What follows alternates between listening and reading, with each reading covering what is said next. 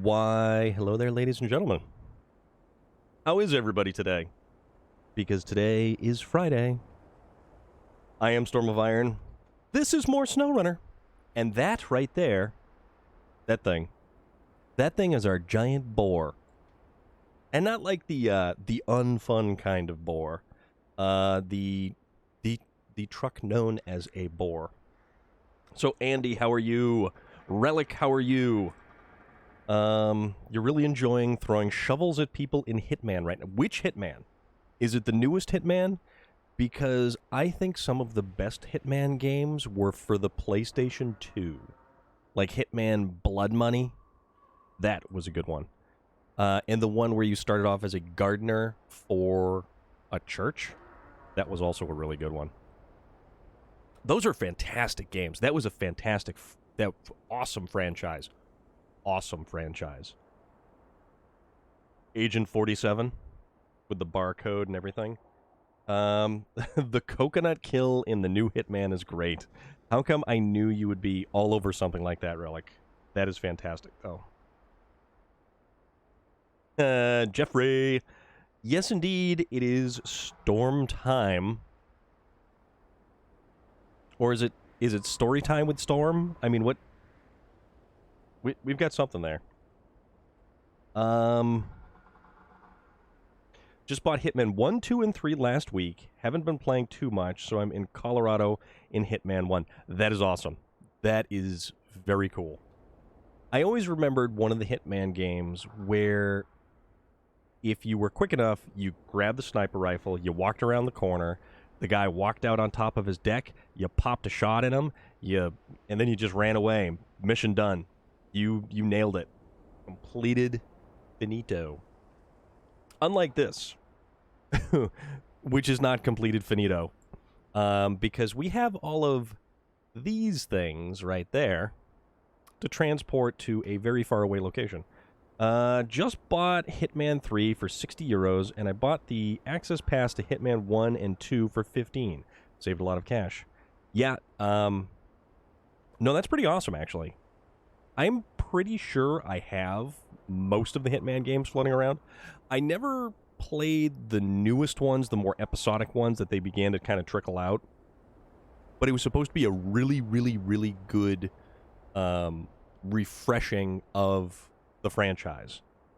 About to start making the za. Well, Relic, you better start popping those pictures in the Discord when you start making that bad boy. Or the multiple bad boys. Jeffrey, artist formerly known as Norman, the fact that you like the Hitman franchise does not surprise me in the slightest. The best thing about the Hitman franchise is you could play it however you wanted to play it. However you wanted to play it.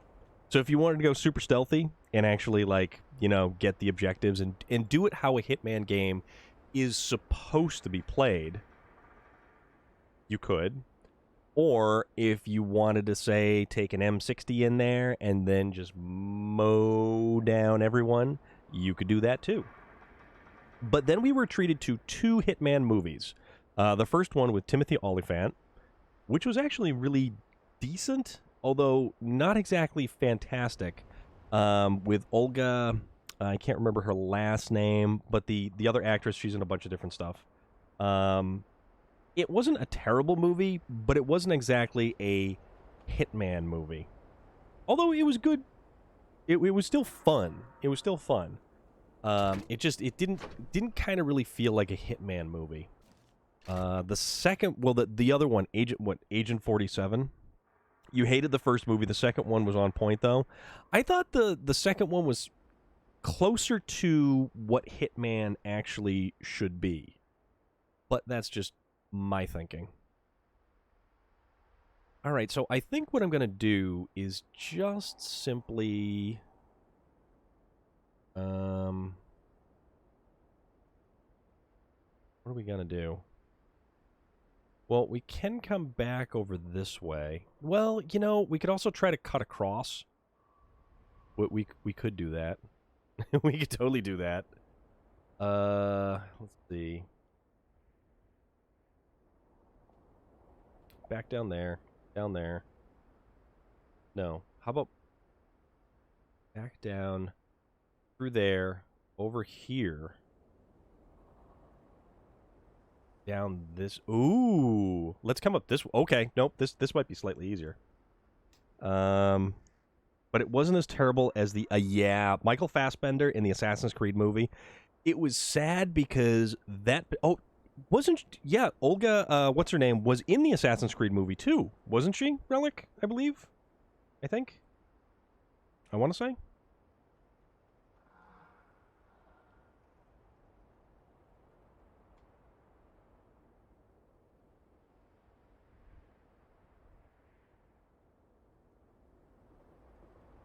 Oh, cool! I just got an update.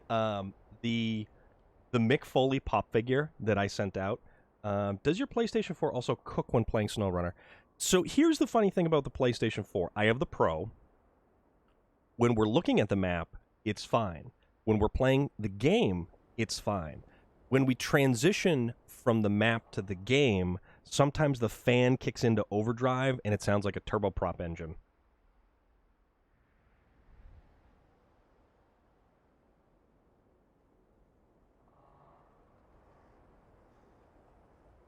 So I bought a Mick Foley pop figure for it. So the Mick Foley pop figure is not available currently anymore. So you have to find it somewhere basically, and the signing that Mick Foley is doing is coming up soon. So I sent the pop figure in to the private signing to have him personalize and sign my pop figure. And the chances of me actually going to a signing with actually Mick Foley being there are probably slim to none anytime soon.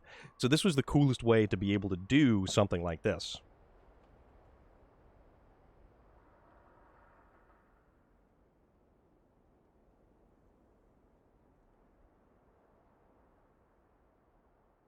It could cook an egg. So that's... Yeah, are you using the PlayStation 4, the regular one, or the Pro? Because the Pro is a little bit better for... I think it's got a little bit more juice in the graphical processing department.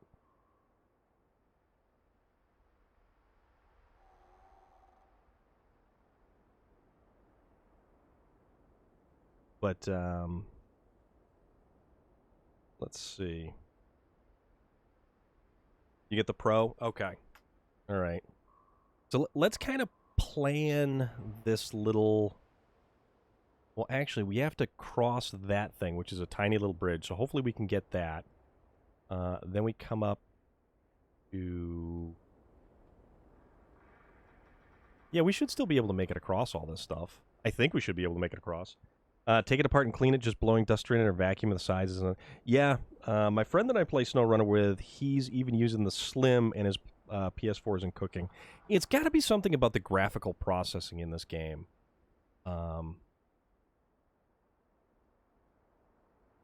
See, let's head this way.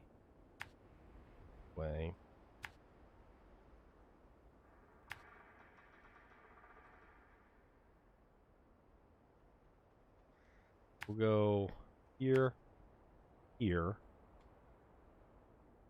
know, I bet I could even make it across there, but we're not going to push our luck. You know what? I can't even remember the last time I cleaned my console. And I'll be totally honest about that. Oh, it's so bad. I am terrible at stuff like every now and again I'll take my work computer and maybe blow the dust out of it every little while, but yeah, PlayStation not so much. So the boar has actually been really, really good for us in this regard. As far as, like, actually making it places that it absolutely shouldn't be making it. We will hit that just like that. So we'll do that. That's going to be our... This is going to be our route. And this might be... Instead of coming all the way around and looping up in and then back to the warehouse, let's see what we can actually... And we do have this twin steer right here to actually shotgun the load of stuff right back over to Block Alpha. Let's see what it does. It could be because it's a little bit older since I bought it back in 2016. After that, some of the spots may be touched up with yes, the thermal paste is a good point. It has a 300-liter tank, and it guzzles fuel like you read about. But we've got a couple of different fuel spots along the way. We've also got this wonderful setup right here, which is the... what do we got? No, we got a Zix right there. And, oh yeah, that's right. We have the Azov right there. Black Caliber Gaming, what is good? How is everything? Hope you are well. So nice to see you on this wonderful Friday. We're just kind of planning our route. And if anybody wants to check out Black Caliber Gaming, was last seen playing SnowRunner. And guess what? That's some more SnowRunner right there. That is some more SnowRunner with the P12. P12 rocking right along because that's a hell of a truck. And I am a fan.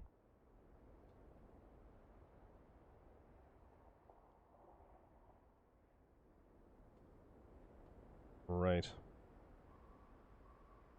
Making wings in the fryer, and I put a before picture in the... Ooh. Yes, I see it right now. That is fantastic. Our good friend Loader had boneless buffalo tenders. The picture right preceding yours. I should have taken a picture of what I had for... Well, I can't say that it was lunch, but it was more like a snack. Well, no, it was legitimate food. But I ended up getting food from Domino's right before I decided to head home, and it wound up being a chicken habanero sandwich, and then I got some stuffed cheesy bread. And it may have been a little bit excessive, but you know what? I'm feeling pretty good about myself right now. All right, so without further ado, let us fire up the bore, which... only has 260 liters of fuel in it at the moment. It will pig down fuel like you read about. But you know what? That's part of the adventure. What we're doing is we are creating a wonderful adventure for ourselves. And I guess we could take along one of our support trucks, being the Azov, which has the repair body, but it's also got a maintenance trailer behind it. Getting food from Relicos. Relic, that's fantastic. So we gotta go slow, but the shovel is an absolute blast. So if you enjoy the shovel in the Hitman game, you should play Call of Duty Black Ops and get the tactical shovel. And if you play any of the multiplayer to utterly humiliate the enemy opponent with a tactical shovel is hysterical. It actually becomes even funnier when you're playing the zombies mode, say like you're playing Outbreak, and you run around with a shovel and just slap zombies like it's going out of style. Because it's way too fun. Way too fun, way too funny. Some of the melee weapons in Call of Duty are actually pretty decent. The newly added baseball bat is pretty effective. Some of the knives and the different variations of the knives. You get the ballistic knife.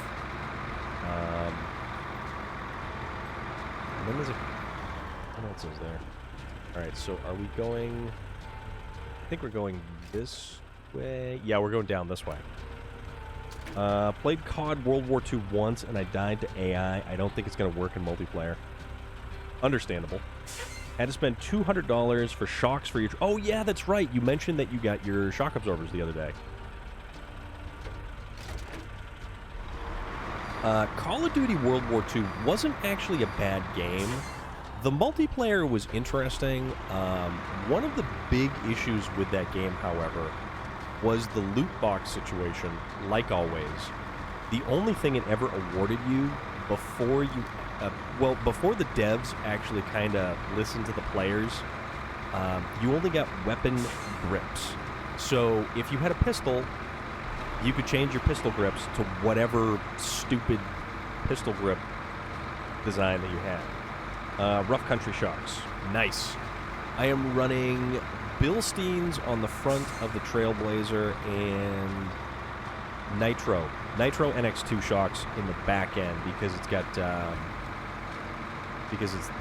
suspension lift. So I had to get longer shocks, and the Nitros were the only ones who actually made the longer shock for the Trailblazer, specifically the Trailblazer though. And it made it ride like a completely different vehicle. It was so damn good. But also the interesting thing about the Trailblazer is you can actually take Suburban shock absorbers out of like a 08, 09, I think it is, or like all the way up to 2011. Pausing the game when they tip over is even funnier.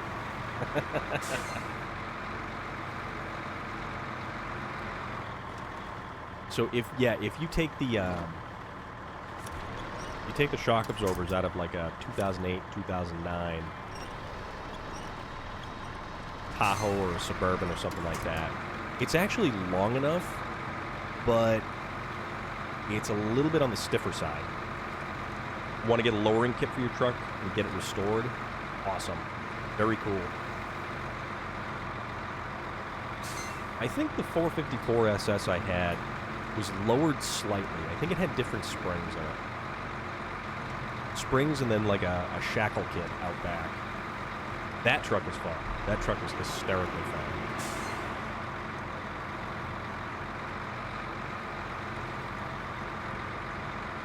Actually, I drove by one of the dudes who actually has the truck now, and that thing is still obnoxiously loud. That truck is outrageously loud. It's so funny though. It is so funny how loud that truck is.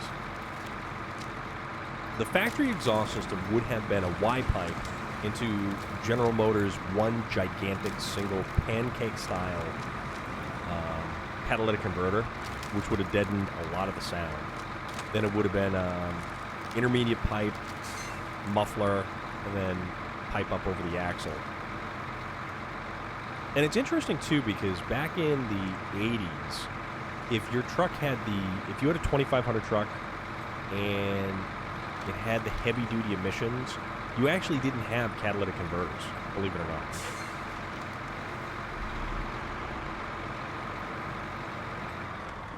For my truck, it's lowering I-beams, an axle flip kit in the back, and I can keep stock coils, but I need stiffer shocks. Nice. Two-wheel drive or four-wheel drive? Can't remember if we've discussed this before. Because I remember seeing it at the picture of the car show that you had included on the Discord, which is pretty cool. And I totally like it when anybody shares stuff to the Discord and everybody can really share in what we're all interested in and what we're all passionate about. You have a gutted cat, 12-inch glass pack, so it's pre-OBD2, so it's just a visual and it's two-wheel drive. Awesome. Awesome, awesome.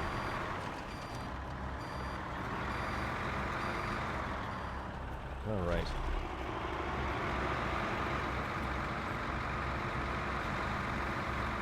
I think we built this. Yeah, we built this bridge right here. This was a bridge we had to repair with a lot of materials, but it makes it significantly easier to move around this map. Oh yeah, we had to slow down here because I think we took a significant amount of engine damage. Yeah, we took some engine damage the last time we went over these. Glass packs are fun though. Glass packs are always fun. Glass packs have that, that classic sound. Absolutely classic sound.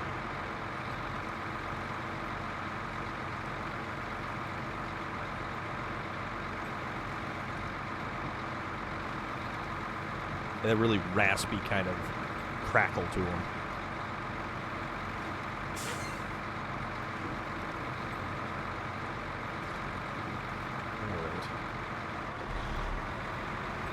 Actually, I should probably also consider maybe getting a fuel truck out this way, depending on how the shortest route through this truck is. Let's see.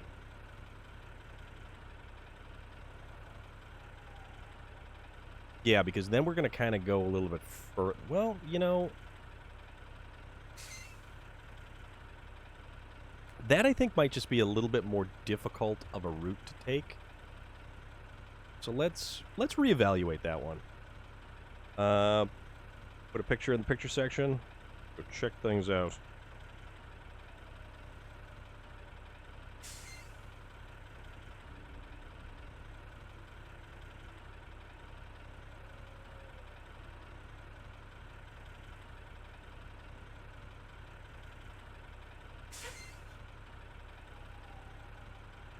Yeah, see, that's a classic truck design. That is a classic truck design.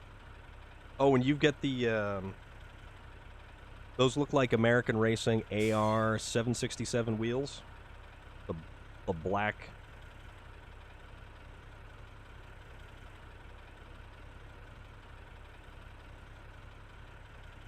Nah, that's cool, man.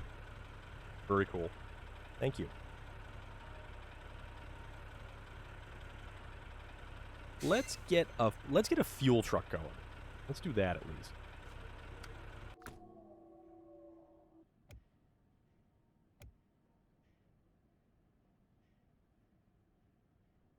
Fuel truck or fuel and repair truck. So let's do that with this guy. And let's double check and see what the quickest way to get over there is. Which is probably actually back down this ridiculous. Yeah, probably is right back down this ridiculous area. As much as I don't want to take the maintenance frame add-on, probably not a bad idea. So we can actually get up to about, let's get them up to about there, because then we'll take this truck, bring it over here.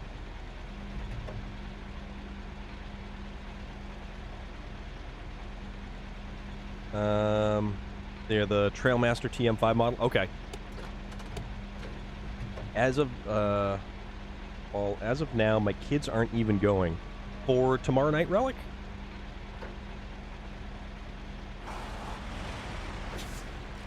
Forward gear, please. Oh yeah, let's make sure that the suspension is okay. Yep, there we go. We always have to make sure that the suspension is properly adjusted. So, have they decided not to go, or do they not know that they're going? Like, how's that working there, buddy?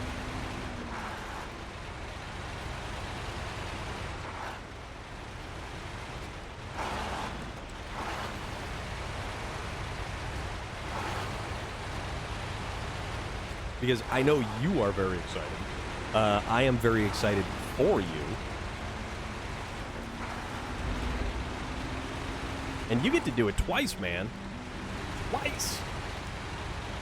Super jealous.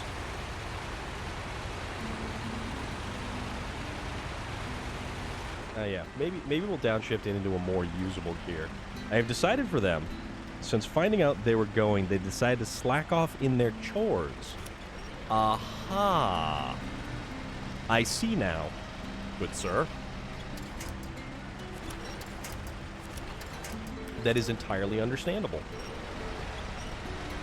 Alright. Up we go. Up, and away we go. Half the wings are done. Got a few more to fry. Awesome. And you said you're using the air fryer to do that up? I don't think I have an air fryer. And if I did have an air fryer, I probably wouldn't use it because I would just simply, like, order wings from somewhere. Because I can't be bothered to cook anything. That's also why I had a sandwich from Domino's and cheesy bread. Can't be bothered. It takes too long. Like, I don't know what you would really call this.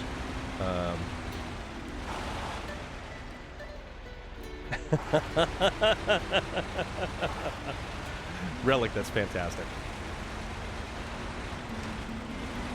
Relic, you are a cruel and harsh taskmaster. Because if they're slacking and not getting their chores done, then they absolutely don't deserve to be going to a concert. Oil fryer, and I use the air fryer for the fries and small pizzas. Ah, man, I love pizza. I love pizza. Pizza's so good. Yes, we do. Relic. Taskmaster Relic.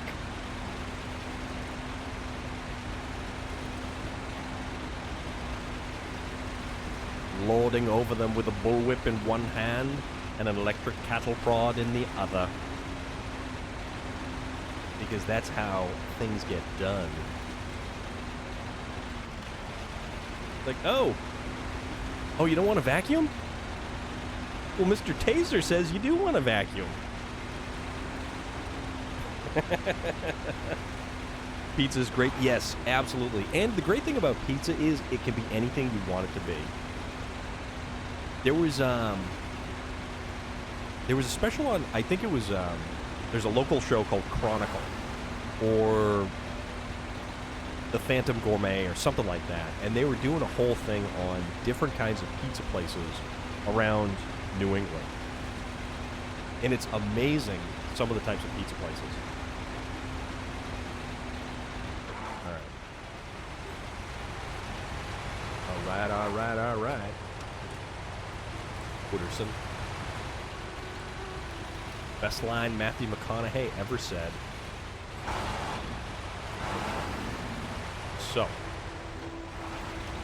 now that this truck is in position, basically right here, we'll get the bore, we'll bring the bore over, we'll fill the bore up, and then we will continue on our merry way.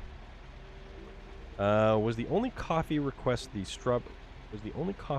strawberry cheesecake? I have no idea. Your guess is as good as mine.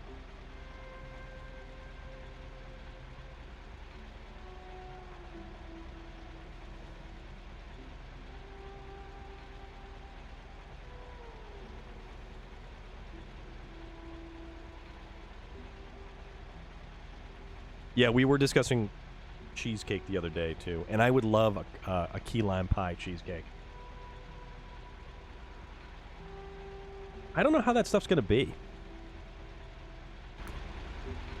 All right. No, wait. What are we doing? We didn't hit the button. You know, oddly enough, I know we were talking about the PlayStation doing the fan turboprop jet engine thing. When I have been swapping it back and forth, it hasn't been lately. That's what it was? That's what was. Ah, crap, and across these damn things.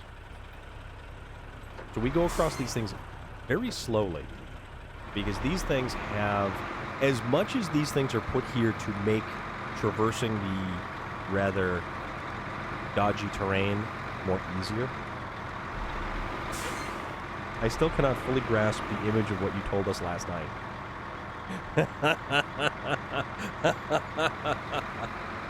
Oh, I know, right? Wasn't that funny? Wasn't that absolutely hysterical?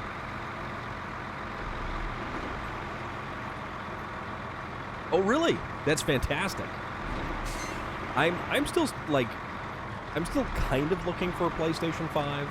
I'm not really super looking for a PlayStation 5 at the moment because it's an investment for sure, and it's also an investment in the channel and gaming in general. The only thing is, like, I've got so many other things that I could be spending money like that on right now. So I might put it on the back burner, or at least the search for one. I would love to get one, don't get me wrong. Simply the load times alone would be phenomenal on a PlayStation 5. The ability to instantly jump into like a Call of Duty match, not have to wait for the ridiculous loading that the PlayStation takes. Any of that stuff. It's just, it is bonkers.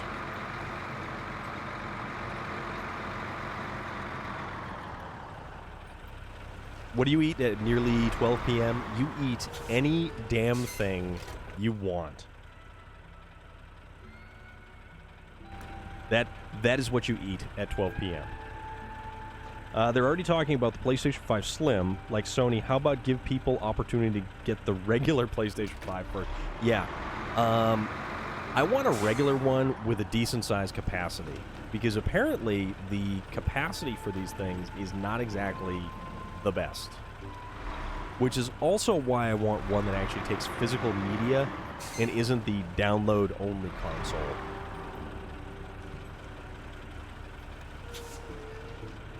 Alright. Park that there. Whenever you open the fridge, I see cheese, olives, and other stuff I don't enjoy eating. Well, Andy, what are some of the types of things that you do enjoy eating? Because cheese and olives, I would absolutely just begin piling some of those in my mouth. Refuel. Large maintenance frame add-on. Fill up 200 liters into the bore. Then change trucks back over to the bore. Headlights back on. And away we go. Once again. The old lady did just confirm that is normal procedure, though. Interesting. As much of a tank they are, they're a nice-looking tank. Yeah. Ooh. Ooh. Yeah, you can. Okay, so here you do. Take some cheese. Take your salami. Wait, is it like sliced salami or is it like a brick of salami? Because we can go either way with this. Not the slices. So you have like a giant, like, salami piece. Yeah, Relic does have a PlayStation 5, and we are very jealous of Relic. I can eat a brick, but it's sliced. Okay, so why not cut pieces of it? Now, are the olives? Are they what kind of olives are they? Do they have the pits removed from them? Because I would say take pieces of cheese, jam them in the olives, or take pieces of the salami and jam those in the olives and pop them into your face hole. Oh, you don't like olives? Crap. Well, that eliminates that. So just take the cheese, melt it over the salami, and maybe add some bread to it to kind of convince yourself that it's some sort of sandwich. Or perhaps like an open-faced sandwich if you were to heat it up ever so slightly.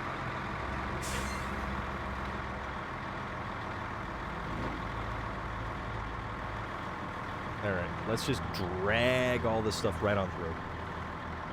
What kind of olives are they, anyways? I love olives. Greek olives, green olives, black olives. All those olives are fantastic. An olive aficionado. I don't know if that's a thing. The green ones aren't as good. I will agree with that. I don't like the green ones with like the little goofy things stuffed into them, like they're supposed to be in a martini somewhere. All right. Winch me out. There we go. Let's just make a little bit of forward momentum, shall we? Perhaps.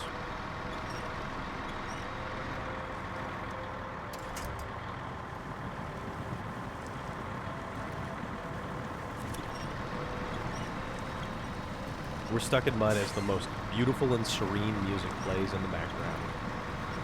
But that's okay. Also, the really unfortunate thing is we have to somehow manage to get this trailer back to the trailer store because this is like a $9,000 this is like a $9,000 investment right here. And I think, if I am not mistaken, okay, so the contract pays out $25,900. So we will cover the cost of the trailer, but that's almost like it's almost like a third of our profits right there if we simply leave the trailer behind. And I know I've said it before that I don't need any money in this game. I am still just a very cheap person because if I had the ability to sell a trailer and make $9,500, you bet your biscuits I'd sell that damn trailer for $9,500. I mean, that's like 3 cars right there. Of varying quality. Of very questionable varying quality. But that's neither here nor there. I lucked out on my Trailblazer, though. How did this guy see you hiding in a closet? You know, taken out of context, that is an interesting statement.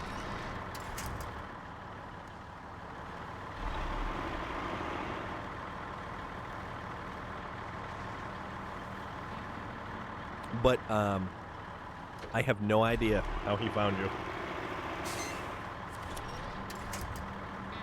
Come on now.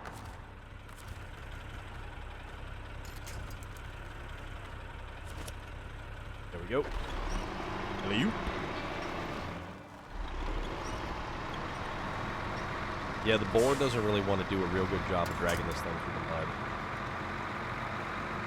That's alright, though. We'll motivate the boar. No, like the Lion, the Witch, and the Wardrobe. Does that closet take Agent 47 in Narnia? Were you discovered by a goat-legged human that looks slightly like James McAvoy? And Tilda Swinton is trying to coerce you with those really disgusting candies, which I can't remember the name of, even though I can remember most of the principal cast of that movie. Turkish Delights. Turkish Delights.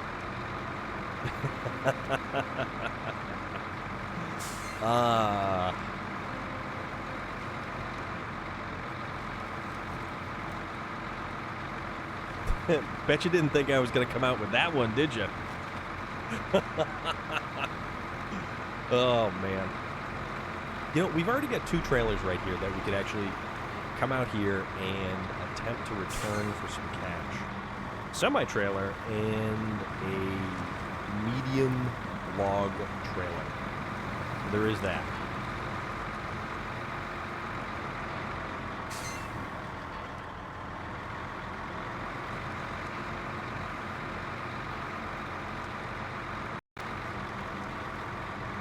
There's a lot of stuff that's rolling around in the cranium up there.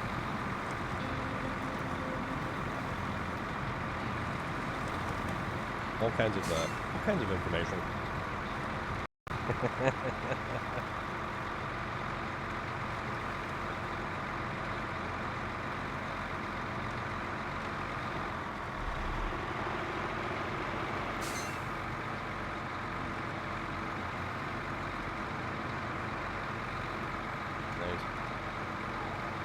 Eventually we will get there. Eventually. But you're at a shooting range and it scared you? Oh, that's awesome. Alright, so... Almost.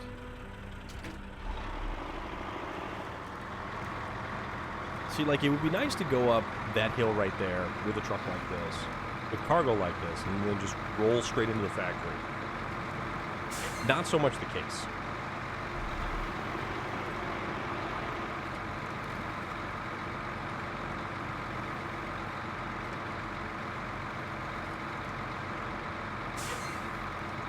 Not so much the case.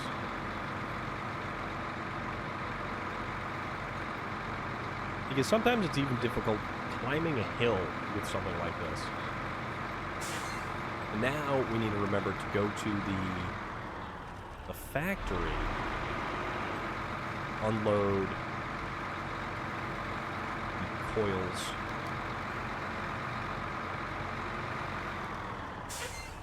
Say my name, Abdulaziz.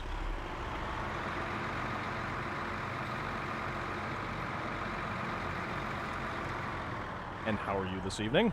Or, well, it's evening here for us. Well, it's almost evening. Technically, we have 15 more minutes till evening. And thank you very much for the follow. That is greatly appreciated. Hope you're doing well. Hope everything is great. Still rocking out on some SnowRunner. The middle of the night for you. It's almost evening for us, so we're at about 5:45 right now. So we're getting there. We're getting there.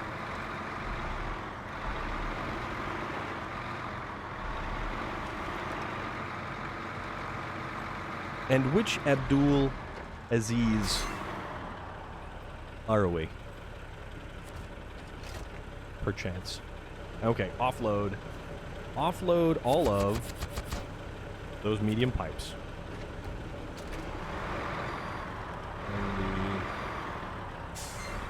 And back up a little.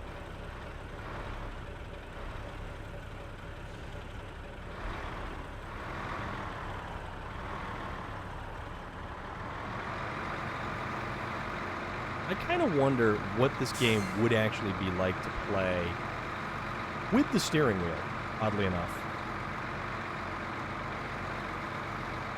All right, straight back, straight back, straight back, straight back, straight back. Into the... Okay, into that. From Saudi Arabia. Ah.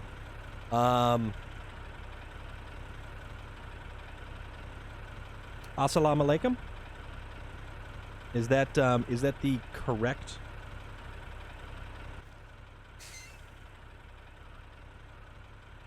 I hope that would be the correct response.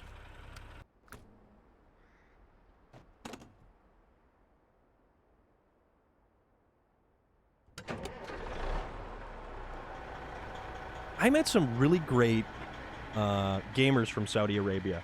We played SnowRunner together, and we were in the Alaskan map, and we had a blast. We had so much fun, and they were driving... They tried to make it up the giant hill, and I ended up helping one of them recover the Hummer H2. And it was a lot of fun. Super, super nice.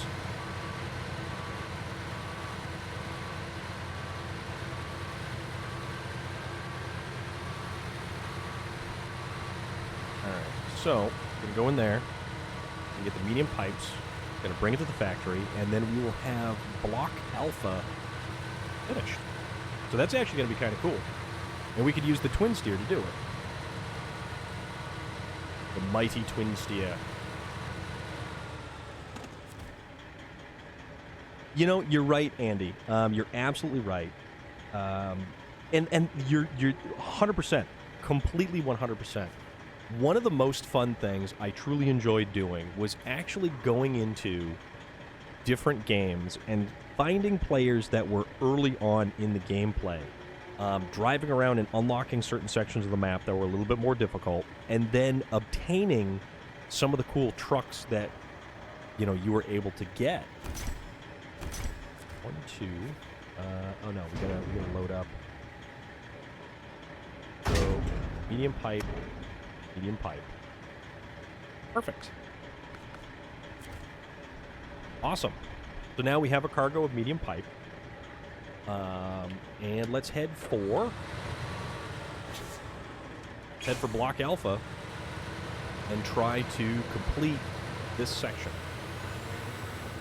So this should actually be pretty cool. And it should be actually a fairly reasonably decent payout for this as well.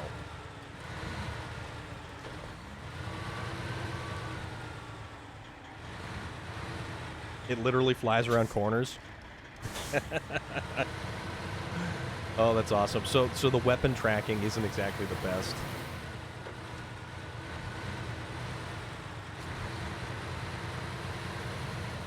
Oh, that's funny. I haven't played a Hitman game in I don't know how long now.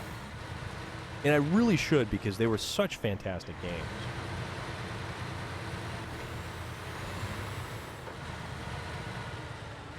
But yeah, the one where you were basically the gardener and you were working for like a monastery or a priest or something like that. and your gardener shack where you lived was where all of your weapons were kept, behind like a secret wall or something.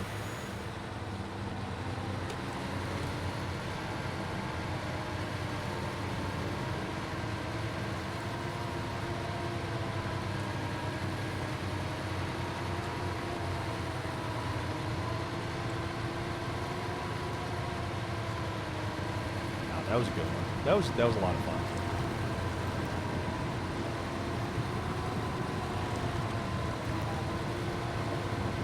But then when the PlayStation 4, how far through the PlayStation 4's lifespan until they came out with that new episodic version of Hitman? I think it was early on, wasn't it?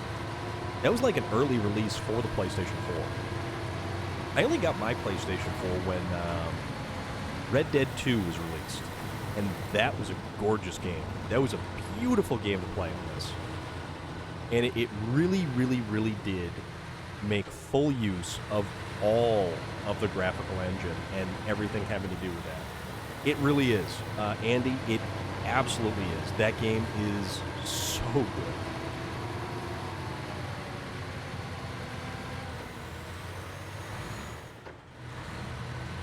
It just, the storyline, though, is heartbreaking. One of Rockstar, yes. I absolutely agree with you. Absolutely 100% agree with you. It was a very emotionally compelling plot, as well as, I mean, the gameplay was a little funky. The control schemes weren't exactly the best 100% dialed in, but the plot itself was one of the better pieces of actual fiction. Pizza One is loaded up on the Discord. I will check that out, Relic. There's a small tear at the end. I get so used to yes. But one of the biggest things that I felt like a gut punch, an absolute gut punch, was the horse. And if you played, you know.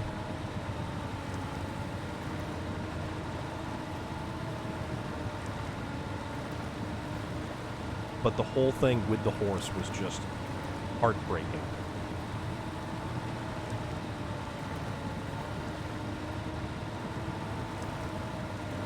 Oh, possible car show this weekend. Okay. An AMC car show. Come on, let's go.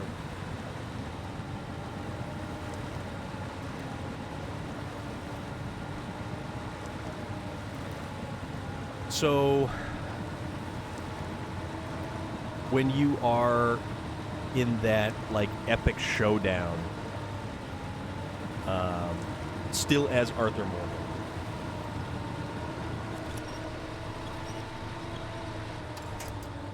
and that's when you lose your horse. Sauce, pepperoni, cheese, pepperoni, and top the rest with a bag of cheese. That must take an awful long time to cook. That must take an exceptionally long time to cook.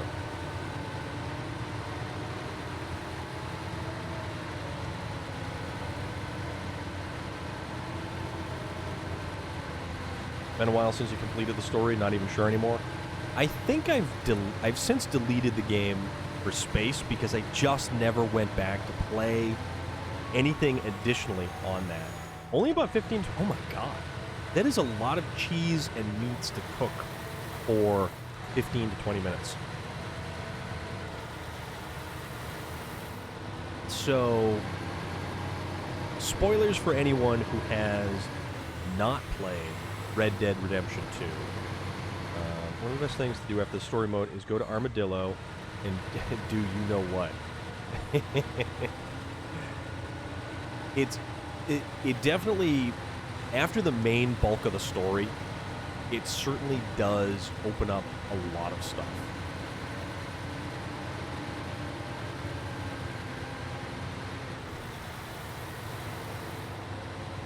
Alright.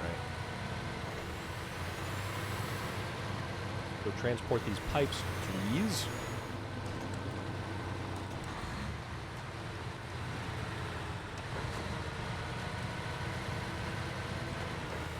You know, I still remember originally getting the Hummer H2 and discovering it and then dragging it back, not realizing that it had fuel in it, and then making it partway with the Scout.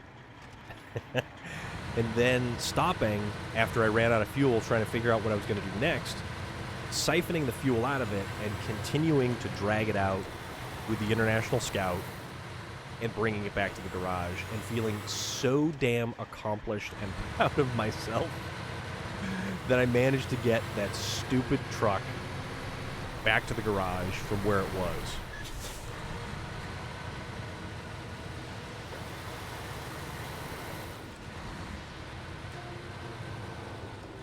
Okay.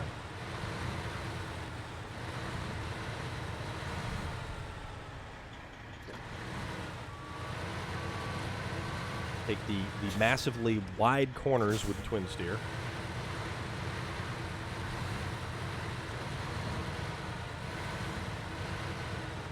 Also, I'm really kind of glad I didn't recover this twin steer, that I just left it.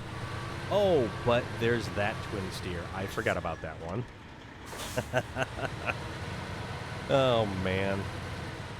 Let's make sure that we can actually get into the area here. Okay, cargo management. So we need 2 more medium pipes. 1, 2. And then we build up some more. Okay. So contract completed. Fuel processing plant constructed. Block Alpha. Block Alpha is completed. Great. Now we can move on to Beta. And that was $25,900. So, the Block Alpha is complete.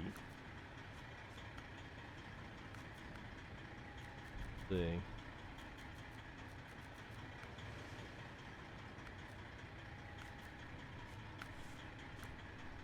Oh, it keeps defaulting to humanitarian mission, that's why.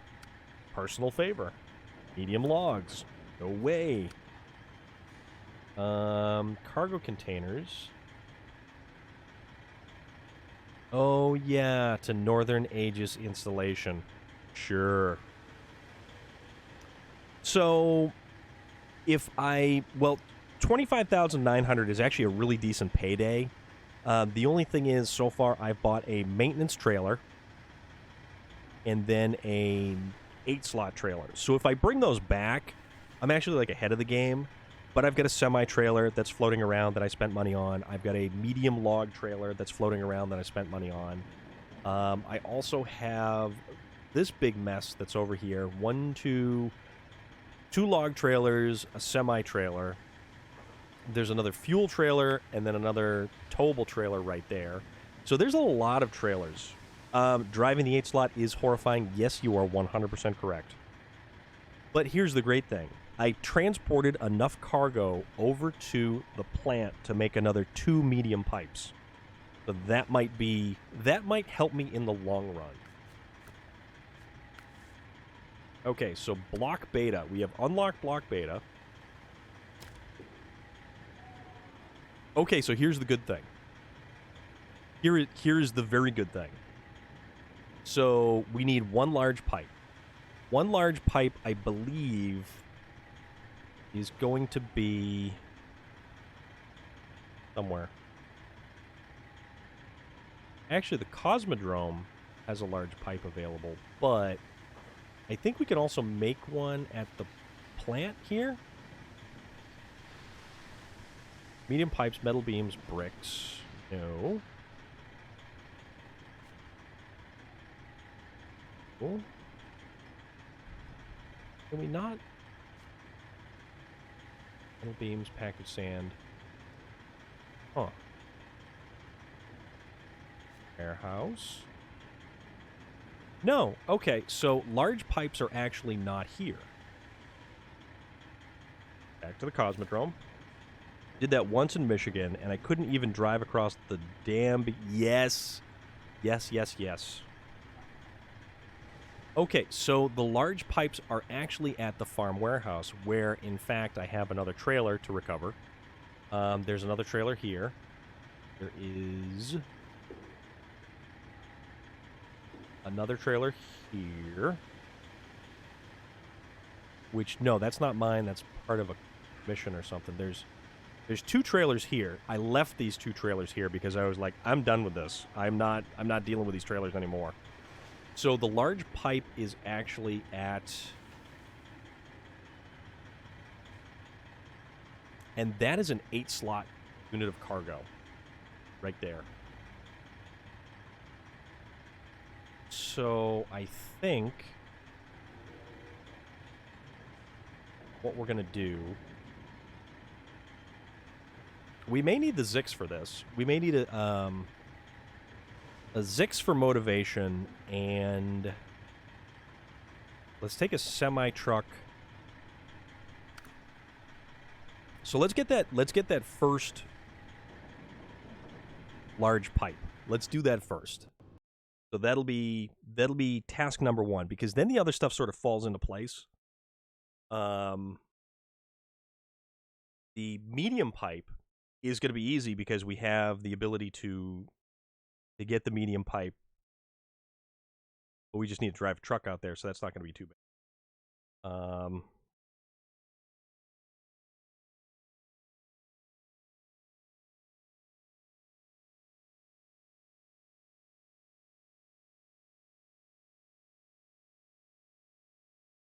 Thinking. Truck storage.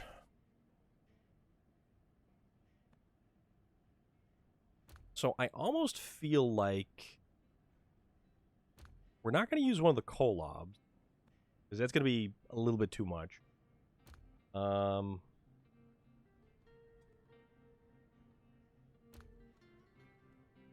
We need something with the chain tires.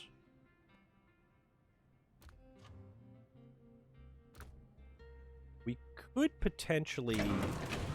Yeah, so... This Zix has the high saddle. We can most assuredly use this. It's also got the extra fuel and the spare tires. So we'll do that.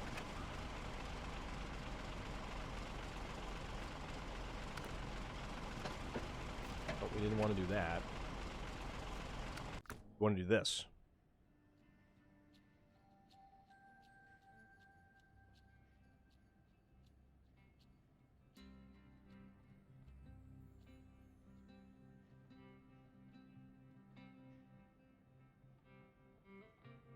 Okay. Now let's take an Azov, because the Azov is going to allow us to use the chain tires. And maybe that's what we should actually run the trailer on. A rusty axe. That's fantastic. That's fantastic.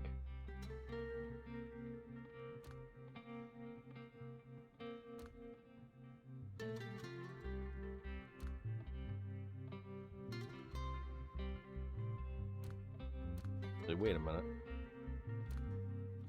I mean, there's always that Azov.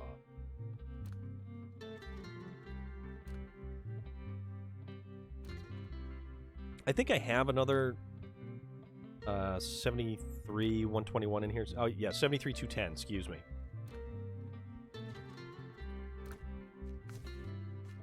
Demise.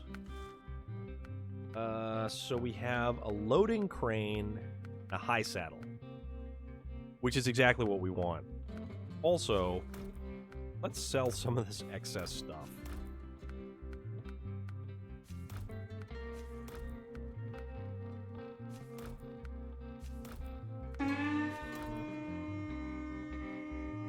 Mountain Lion coming in with the Viking Warhorn.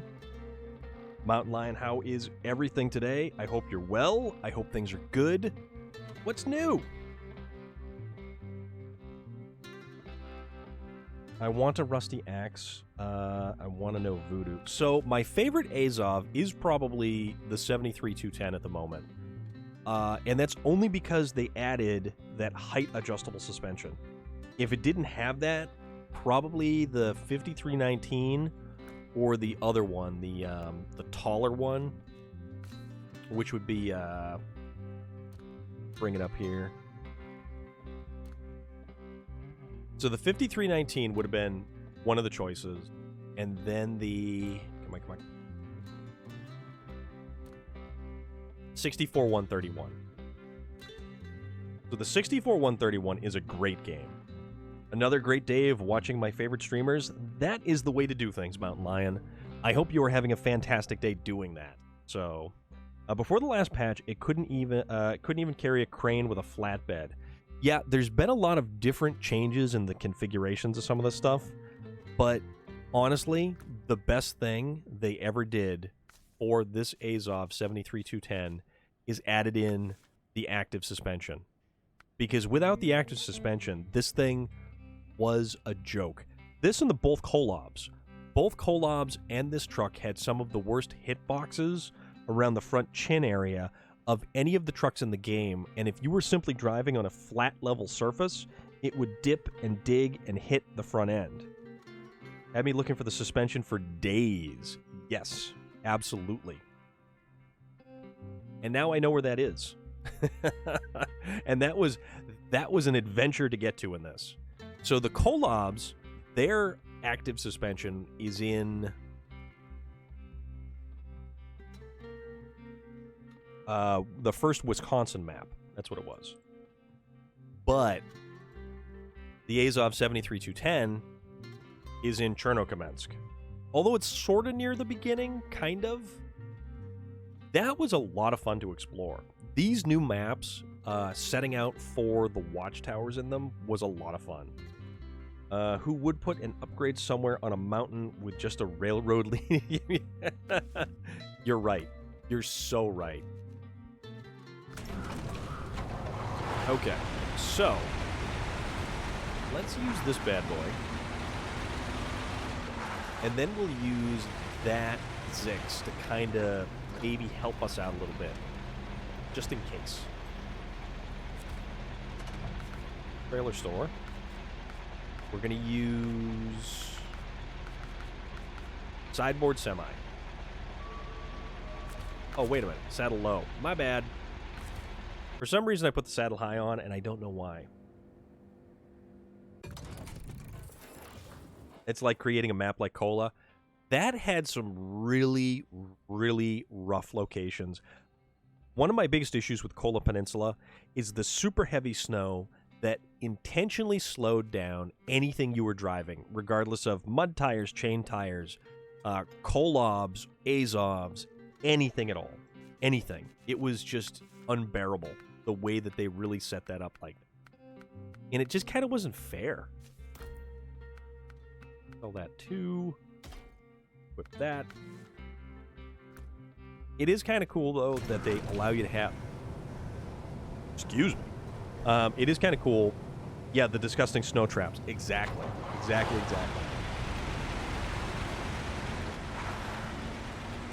Though, it is kind of nice that they allow you to purchase for $0 sums the high saddles and the low saddles. So that's sort of a bonus. We want the... Oh, we can even carry a fuel carrier semi-trailer with 3,700 liters. Although the towable one is only 2,000.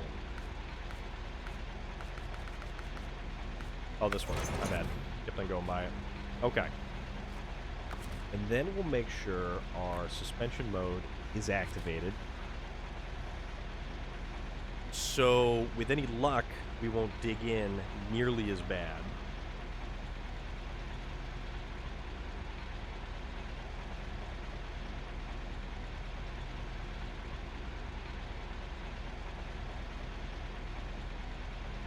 Relic, that's some fantastic looking pizza. Relic did just share before and after pictures of his pizza. Kola has nice scenery. Yes. But I don't enjoy doing missions on that map. They were very hard. And to open the garage on Imandra was one of the biggest nightmares of any of the maps up until that point. It was awful busy work the entire time, and it was not fun. Although Lake Cove has probably the most beautiful night sky of any section of map in this entire game, and oh man, it was great. It was just great.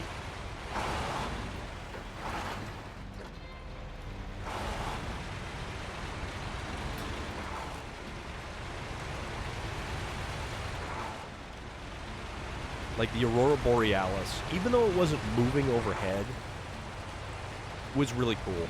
And I think even Skyrim had the Aurora in certain spots, but I think it was just a static image in the sky, and that didn't move either. So.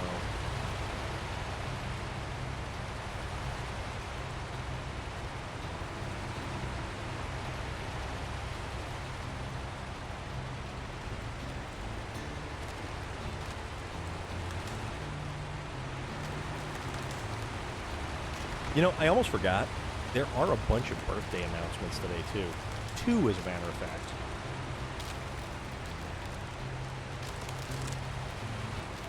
We've got our very own Monkey Bum, who has a birthday today. And we also have another wonderful viewer of ours, another Twitch crew, Joe. She's a Canadian. Her birthday's today. And it's just, it really is so cool having met so many different awesome people. Don't like the missions. They remind me of the weird module stuff in Tamir. Yeah. Yeah. Like, excessively so. Oh, excessively so. 2 metal beams. Oh, 2 more wooden planks, so we're going to have to transport some more lumber over to the mill to get... Because I don't think we have any more wooden planks that are over there. That's a really good point.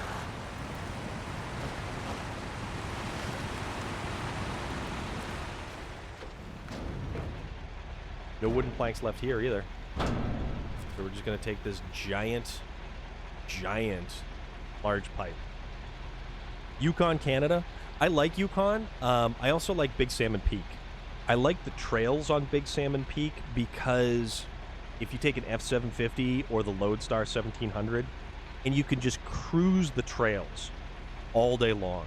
And it doesn't have that god-awful snow that bogs you down, even in larger off-road vehicles.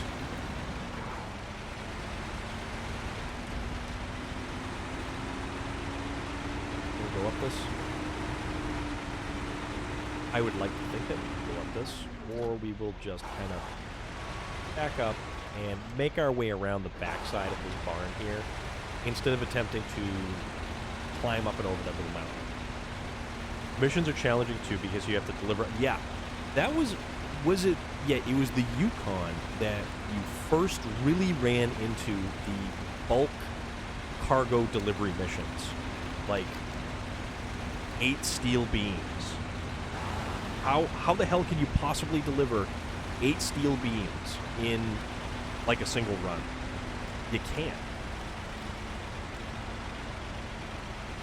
And that whole top third of the map where you had to go through, that was a lot of very slow mud and terrain to go through. But it was fun, though. It was fun. It was a lot of fun. I really like the fact that you specifically had to use the Caterpillar 770 for the giant rock trailers, but I also don't like that that is the only thing you can use the Caterpillar 770 for. You legitimately can't use it for anything else in the game at all. It's useless after that point. Like, you legitimately can't hook up to any kind of trailer after that.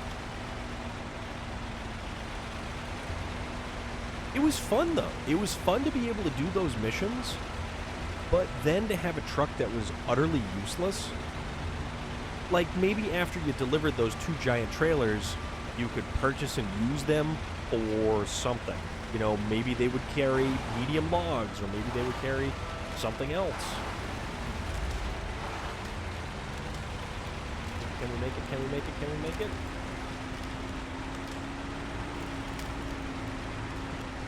Maybe. Maybe not. Maybe. Maybe-ish. Okay, nope. Alright, I'm surprised. I am surprised that this thing was actually capable of doing that.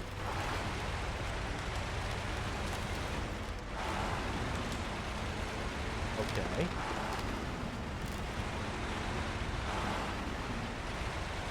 See, the only truck that I've successfully been able to cross that amount of ice with was the Zix, the 605. The sky in Big Salmon Peak was amazing. Yeah, astonishing, excuse me. That is a more apt word for the description of the sky, because it was just incredible to look at. It was so expansive.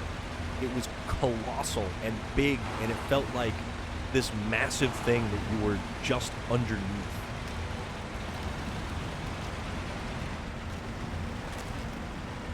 This game is great. This game is beautiful. This game has so much going for it. I mean, even just looking at this water. Just this water is gorgeous. One of my favorite things to do is drive the thin mountain tracks at evening and look to the side and see the sun go down. Yeah. And the fact that this game has a day-night cycle, and that day-night cycle makes everything look different. We have a golden hour. We have a blue hour. The sun shines from different angles. It's just... everything about that's phenomenal. It is phenomenal. And I truly wish that this game had a photo mode. It certainly would benefit from a photo mode. Pizza number 2 will be barbecue ranch bacon cheeseburger. I like the sound of that, Relic. Also, I almost feel like I could use some coffee right now. I'm tired. And I went to bed at like 11 last night, which is usually early for me.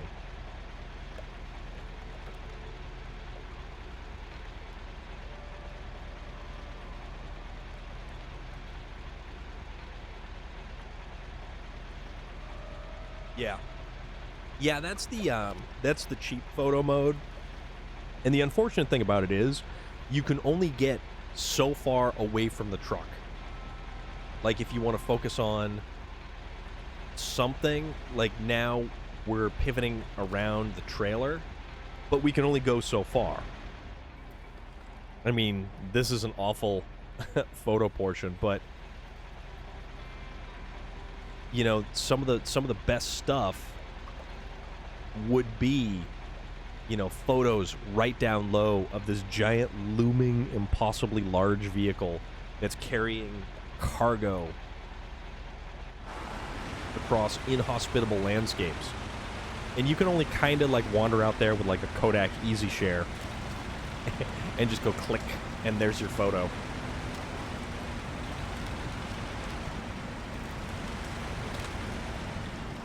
I am actually relatively surprised at how well the Azov is doing right now, because I honestly didn't think it was going to get across the ice.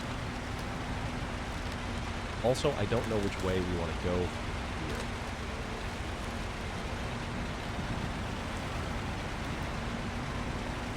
The Azov is a monster. You are right. But every time I tried taking the Azov across that ice, this particular section right here specifically, it never made it all the way to the end. Like, I couldn't get to the rocks to get it across without coming through with a Zix to be able to sort of, you know, get it on its merry way. And I think I'm going to go to the right instead of looping around from the left-hand side. So let's stick to the right.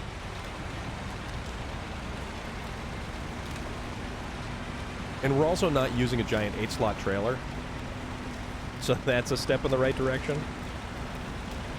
Yeah. No, you're right. You're also correct on that one. I like the articulation in the steering on this one, though. That it's got the full-blown actual rear axle articulation to be able to really hang some corners awesome. And it makes backing in trailers slightly easier. It's just too bad the Derry Longhorn 4520, which has the rear steer axle as well, is such a garbage truck. That truck has no power whatsoever. It couldn't even make it up the most rudimentary of hills with any kind of cargo loaded into it, which is just a crying shame because it's a fun truck, and without any cargo in the back, it doesn't do bad. So it's almost like a glorified heavy scout vehicle in some weird manner.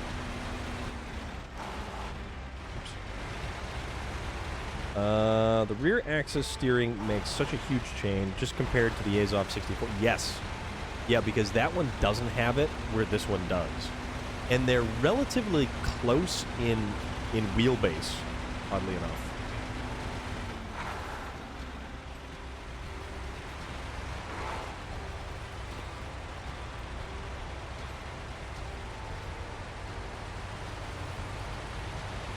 Kind of feels like that giant brick of cheese definitely made me sleepy. Because I had half of a stuffed cheesy bread, and I got the garlic dipping sauce to go with it, and it was just really, really good. And now I'm just kind of like, I could go for a nap, even though it's like 6:30 in the afternoon.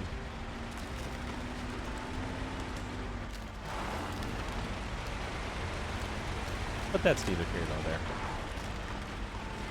Alright, let's keep going. And we're actually only down a third of a tank of fuel, which is still surprising as well. But this, you know, this probably is my favorite Azov, followed up by the 64. But the 5319 was such an unbelievable performer early on, when the fuel tank capacity... You lost your rusty axe. I am sorry for your rusty axe. Took a nap today. These a-holes let me sleep longer than I want. So they actually let you sleep in, Relic? Oh, man.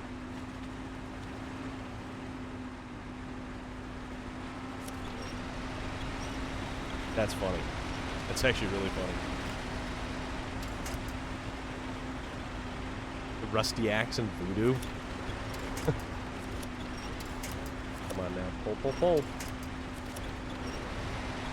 There we go.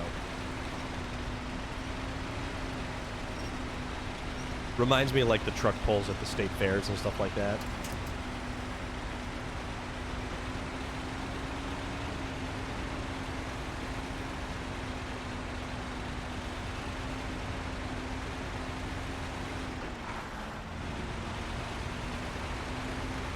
Yeah,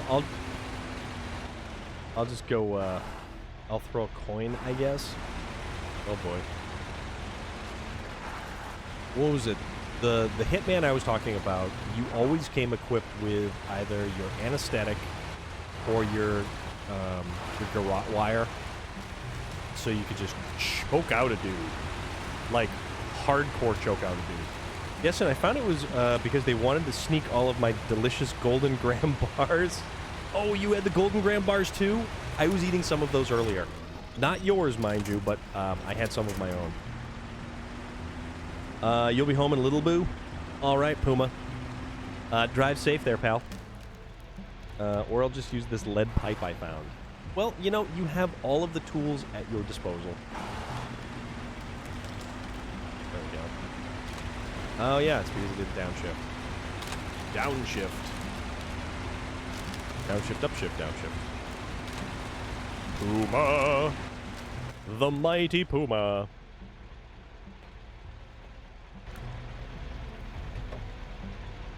Tools and Hitman are just golden. Yeah, I definitely remember, because you could load up with how many doses of the knockout stuff that you want to carry with you. You can literally knock someone out with a banana. That's fantastic. That is so fantastic. I approve of this message. The soft bake ones I showed you. Yes, that's right. Those ones looked really good. So they wanted you to sleep so they could sneak your snacks. Snack sneaking. Snack sneaking. Oops. Don't look out. Look out. See, the smart ones, aren't they, Relic?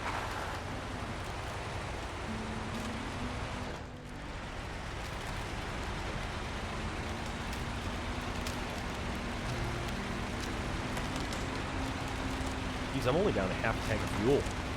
This is actually pretty remarkable. And I left the Zix 605 way back in the garage. Mostly because I didn't want to have to deal with 2 trucks. I was sort of kind of being lazy a little bit.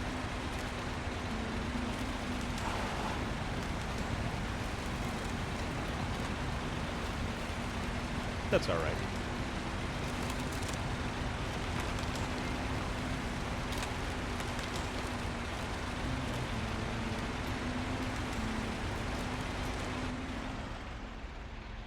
Parmesan Ranch seasoning. My God, man. My God.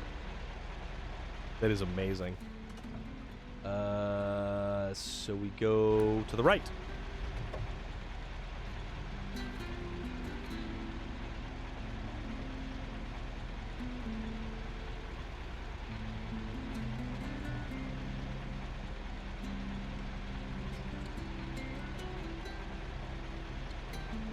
And knockout banana. Is that a sign? What does that sign say? It's probably in Russian, so we have no idea what it says. Actually, this is kind of cool too, because the warehouse that I need to go to is not too far from the beginning of the map, so it's a little bit easier to get to.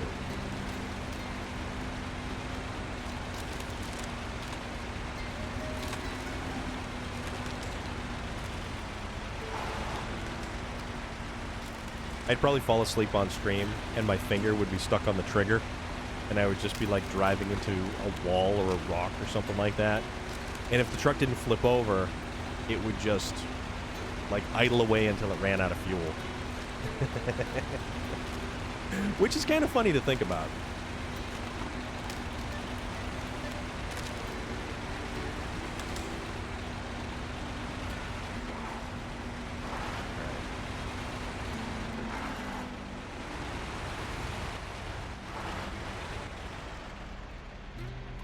Why is this game allowing me to throw body into a hay press and then activate? Woo.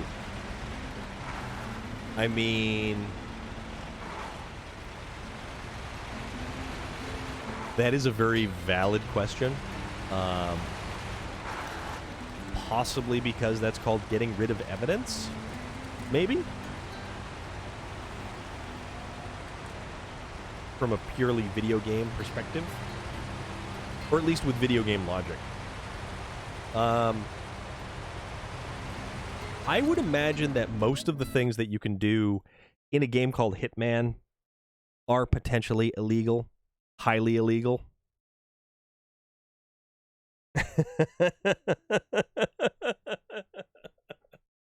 Oh, man. That's funny. That is very...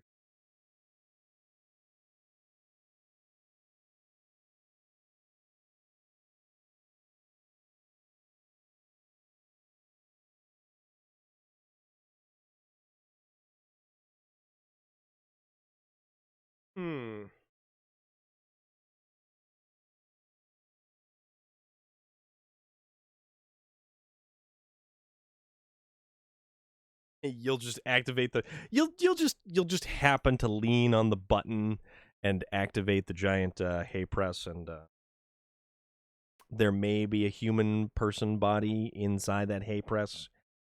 Things may happen. You can't be held accountable for that.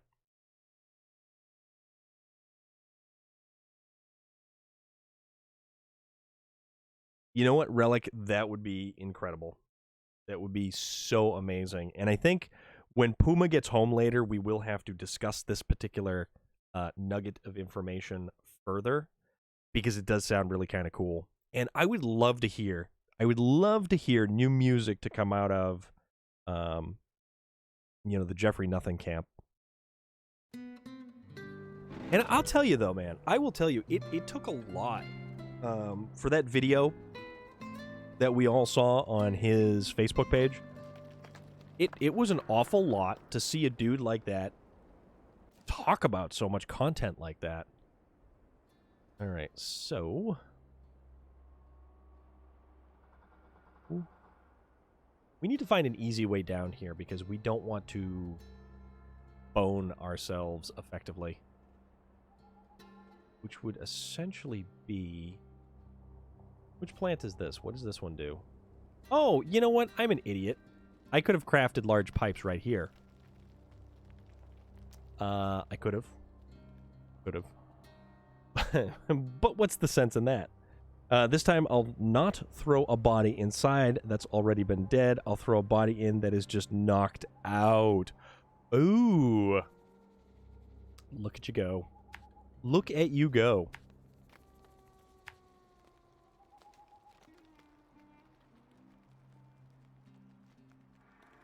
I kind of wonder if I can I get in here easily enough?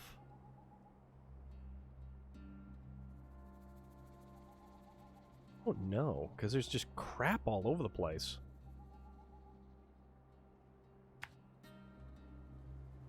Because we've got both of these trucks right there, and they can't get by there. Who knows? It's a goddamn task to throw four people inside the hay press. 2 out of 4 done. Let's get another one. That also rhymes. So there is that.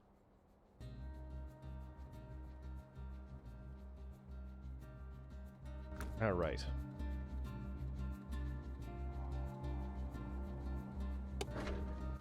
Actually, let's make it a little bit brighter outside by bringing it back around to the morning again.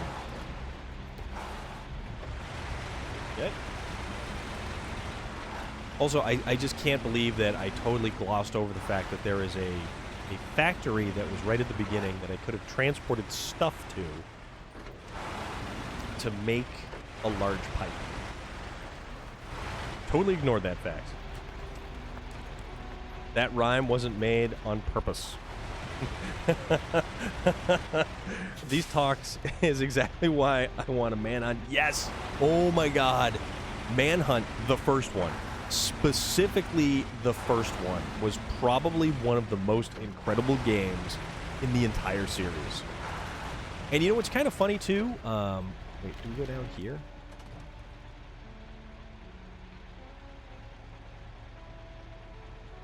You know what? Screw it. Let's commit to this. Because I don't want to deal with that super snow that's over there. So, do you remember the Punisher game for the console that I think was PlayStation 2? And you could go around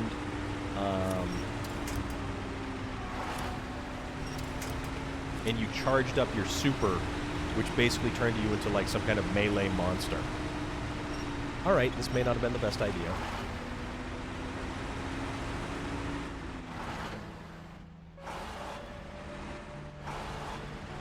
Yeah, so one of the big reasons why the screen and all of the area turns black and white was that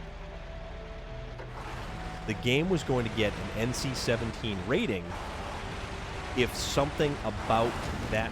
Oh my god, what's going on? Nope.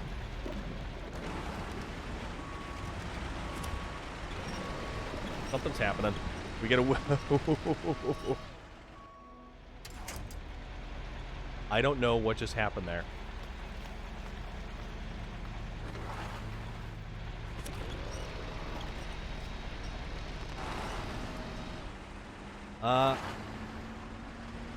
Something occurred. Something occurred.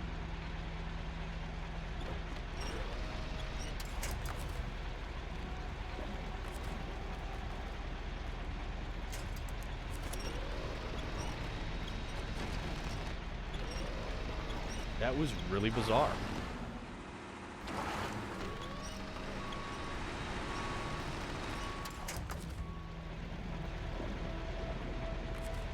We got hooked on something there, and dunking heads into deep fryers was one of my favorite moments in The Punisher. That was something else entirely.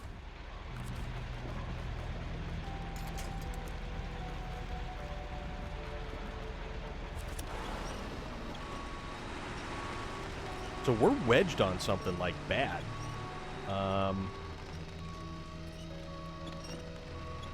Something happened.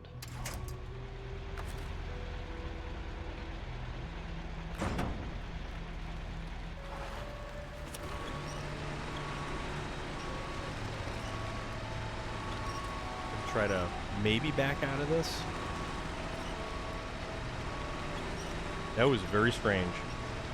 My day is ruined. You can only put in one at a time. Your Ford, Cosmic Pigeon. Something glitched here, and it completely goofed up everything that we were trying to do here. Something completely glitched.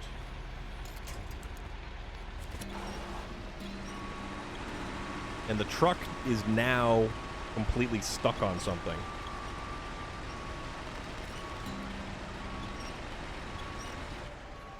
The Ford Ranger T poses in real life. I mean, it could. I don't know. Whoa.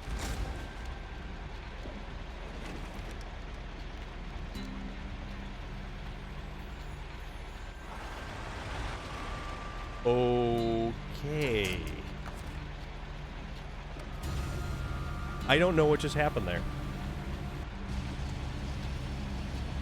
I don't know what just happened there. That was bizarre. That was really, really bizarre.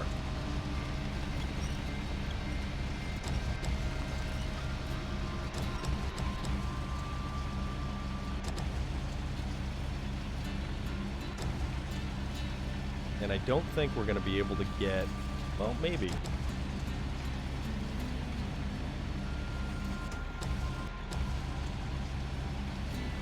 All right. So, with that said, let's maybe proceed on our merry way.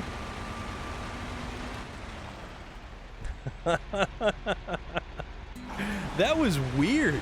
Oh my god, that was weird. This is on the PlayStation 4. All PlayStation 4.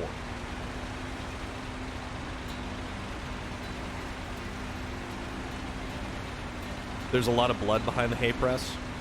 Sort of like Fargo with the chipper shredder, I would imagine.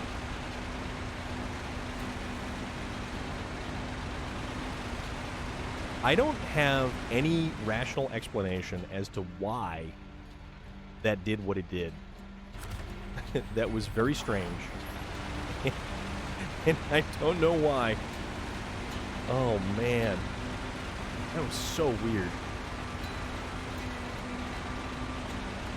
No, we got hooked on something going down a hill, and then the trailer began to spaz out and wanted to buck the cargo right out of the bed.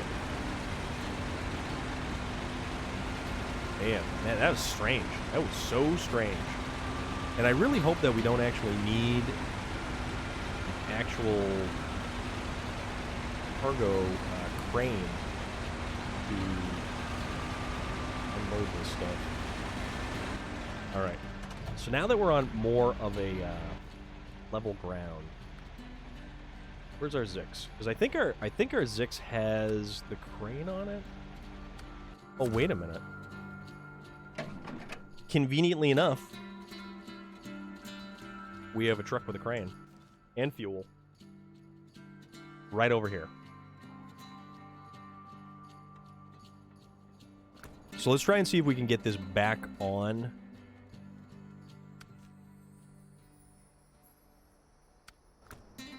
Without actually having to do anything kind of... No, wrong one. The other Azov 73210.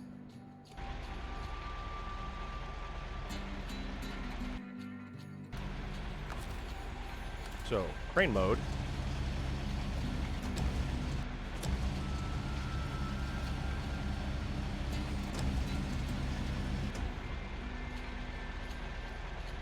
Okay.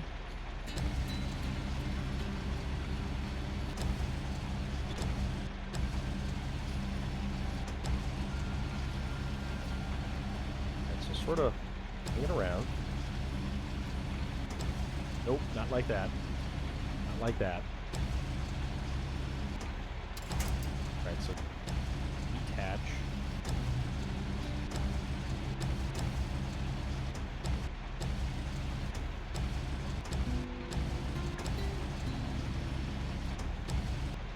Oh, crud. That didn't work either. Oh, that didn't work either. Lift. I think I'm actually going to have to get the legitimate crane out here to get this loaded up.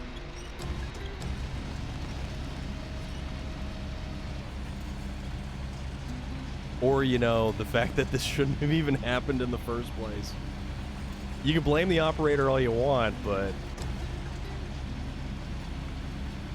if the crane arm doesn't stretch far enough for me to actually...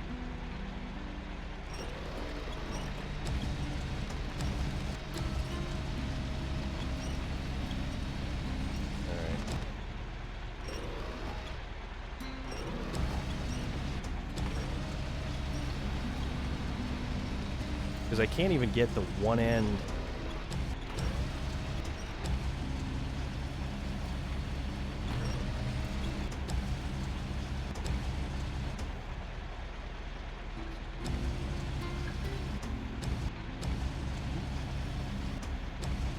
Ooh. Nope, nope, nope. Alright, so disconnect.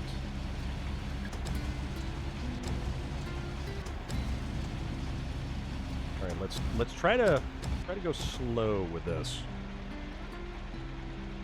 I could, but then the trailer gets a little bit too floppy to really effectively kind of.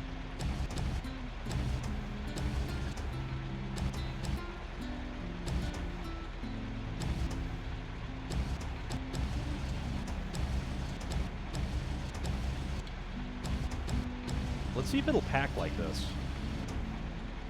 I have no idea if this will pack like this. If it does, it's going to be a miracle.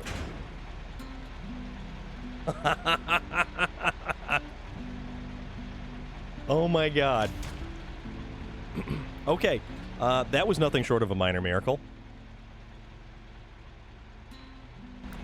So, carrying on. That was great, actually. That was fantastic. That was the most bizarre thing. I actually didn't know how much of that pipe I had to get into the back of the trailer before it would allow me to actually pack the trailer. That's the only thing. Also, I think I need to get both of the twin steers out of the way before I can start hauling some of the other cargo. Oh, and you know what? Because I have the bore up at the location up there, I should be able to load up a lot of the units of cargo with the 8 slot. So that's also a step in the right direction. Yeah, we're in better shape than I thought we were, actually. oddly enough.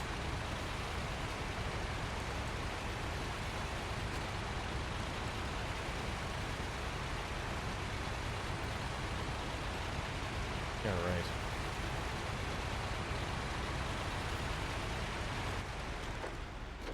So, can we go in there? I think...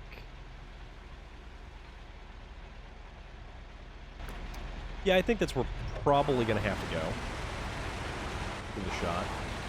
We'll see what's blocking the path.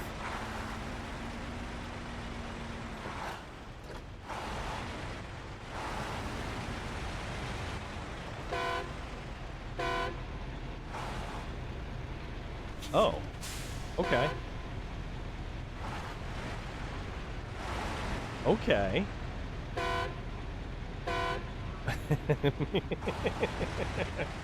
All right, yeah, and then we'll go to run over some of these little tiny wooden bits and pieces, and it'll blow out our entire suspension.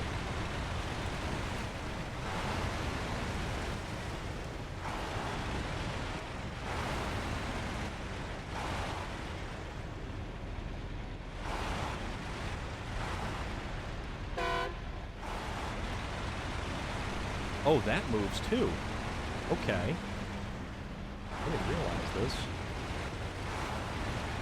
This wasn't like this before when we came in here. There was a lot more stuff that didn't want to move.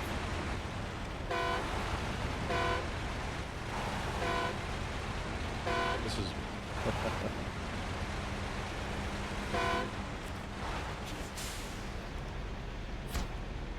All right. And now we have to try to figure out how to get out of here. Which is going to be a feat unto itself.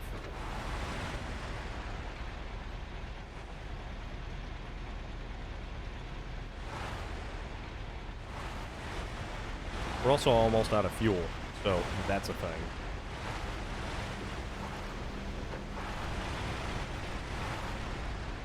Can we go this way? Let's just start knocking stuff out of the way this way. This stuff doesn't move.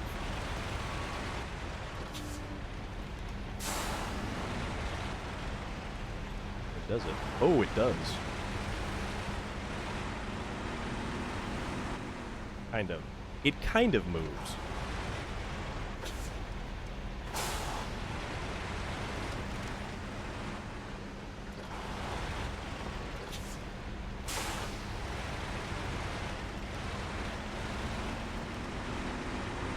No, it really doesn't move. It sticks at a certain point.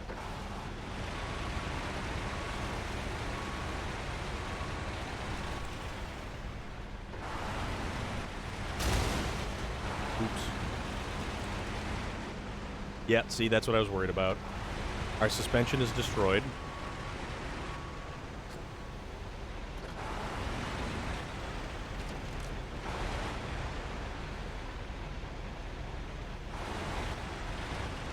And now we've got a blown out tire.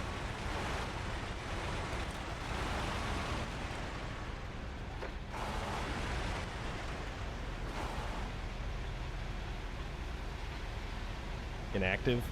Yeah, it's no longer... Yeah, it's gone from active suspension to completely inactive suspension. But that's okay, because I think we've got a lot of other stuff that's actually available to us to kind of help us out here.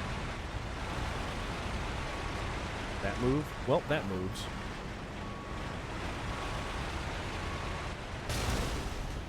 Ooh, now we blew up our fuel tank.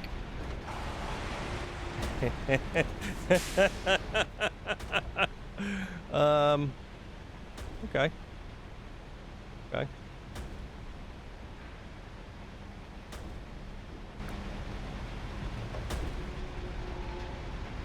Because we were trying to back up to sort of get out of here. That's realistically what we needed to do. And out of fuel. I might have. Actually, it was a Cracker Jack box, believe it or not. Oh boy. Okay. So. A square pig in a round hole. Yeah. Yeah. So we've got blown out suspension. No more fuel. No more tires. Although we do have 2 twin steers that are right there. I'll tell you what. Let's move these twin steers into a better position.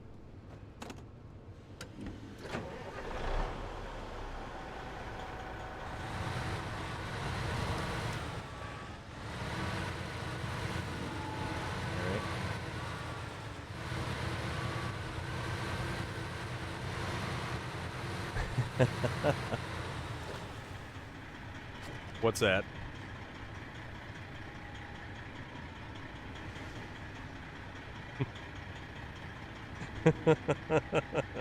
The square pig in the round hole? Yeah. And the Cracker Jack box. Absolutely the Cracker Jack box. Because that's kind of just how we roll here.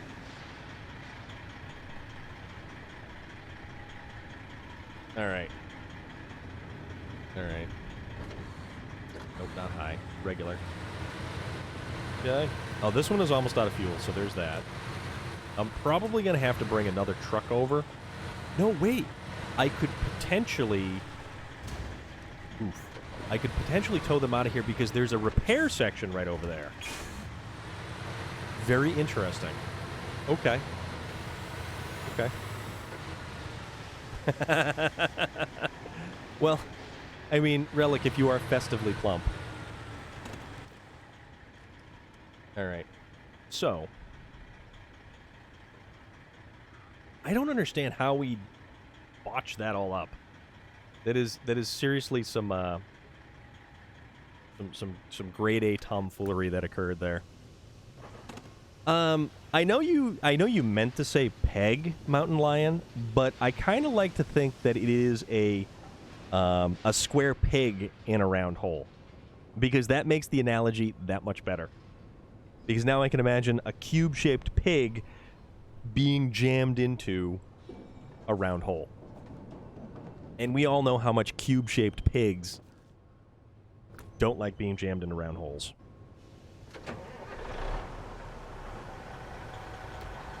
Alright.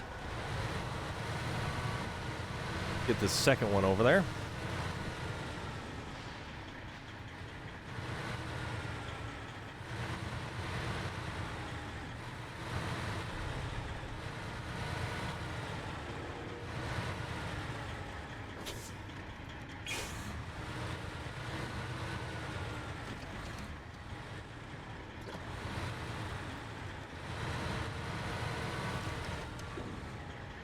Yeah, this'll turn into like a 1,000-point turn.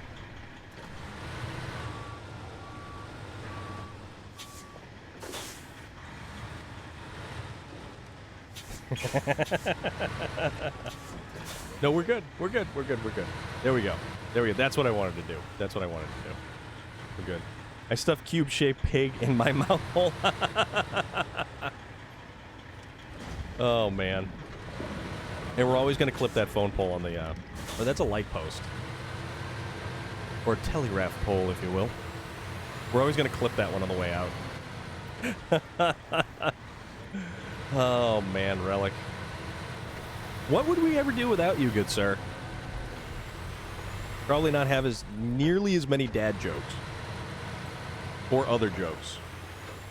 Just shot a gas tank and died. I mean... I guess that'll learn you to go shooting gas tanks. Andy!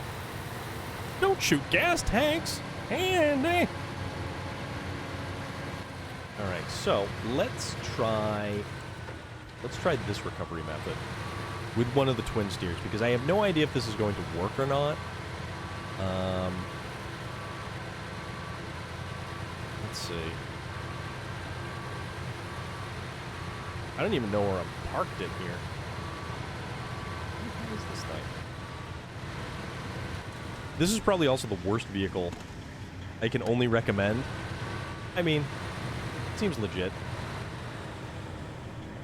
God, now I can't see anything as I'm going by stuff.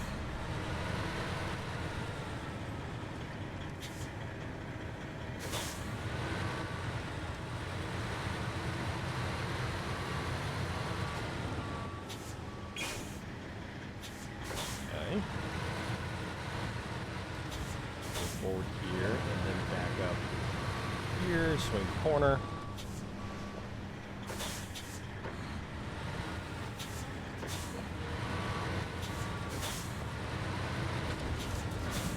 Come on. There we go. So,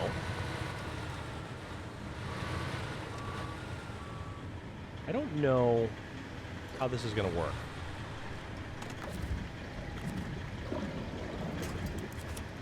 Winch that.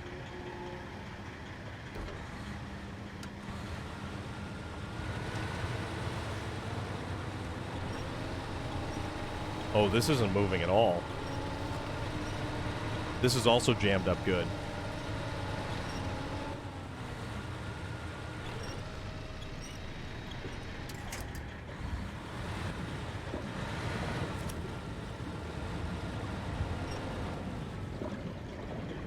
Okay. How about a running start?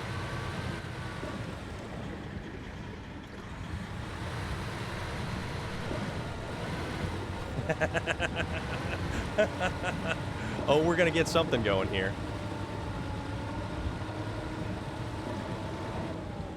Probably not exactly the desired result.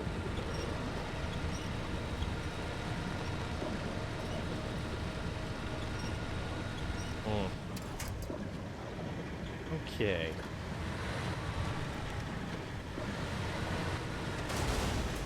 Oops. We may be recovering this truck as well.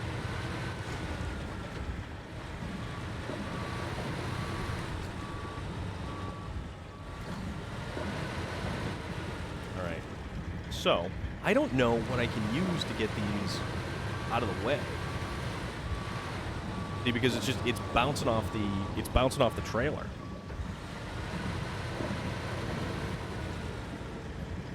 Alright. Running start, running start, running start. Nope. That's not going to do it.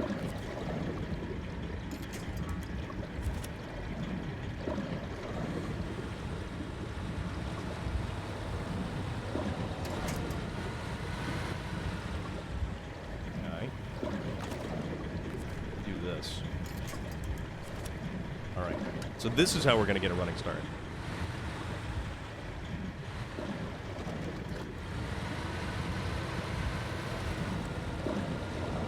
No, that didn't work either.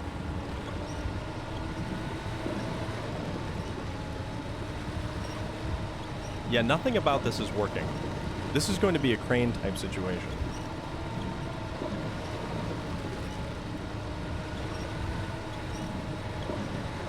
Yeah, nothing about this. I don't understand, like, anything that we've got going on here at all.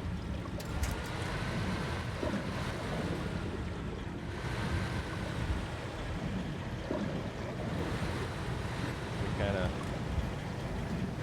exit through here, maybe?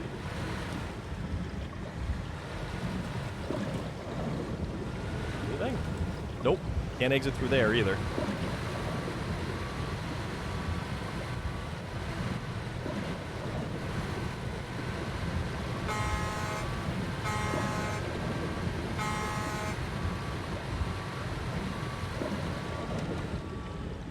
Yeah, I don't know if I can use a crane to get that thing out of the way, or realistically what I can use, because none of this makes sense for right now, like, at all.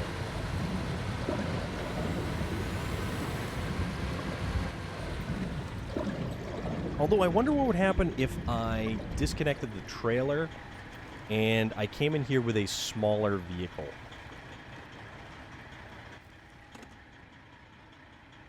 This has merit. This has merit.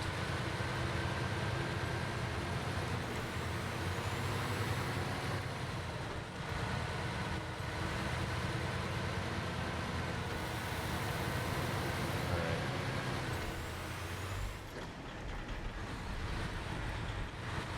Go repair this thing.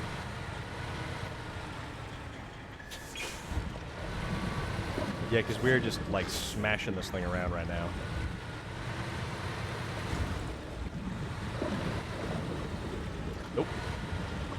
Nope. Cutting corners. Cutting corners is not working for us right now. It turned into chaos? Yeah. This right now is turning into chaos as well. So, I won't lie. Oh, you know what I did see? So, I was on my way home, and there is an exotic car dealership that's actually right near where I work.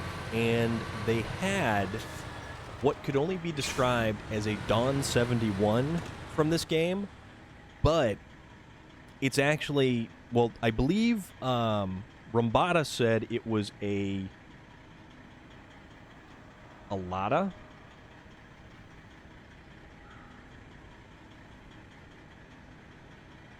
I think he said it was yeah,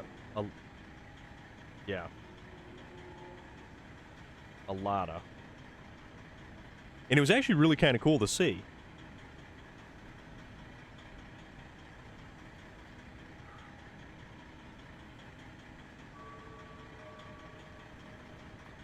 All right, so what are we going to do with this? I'm trying to think here.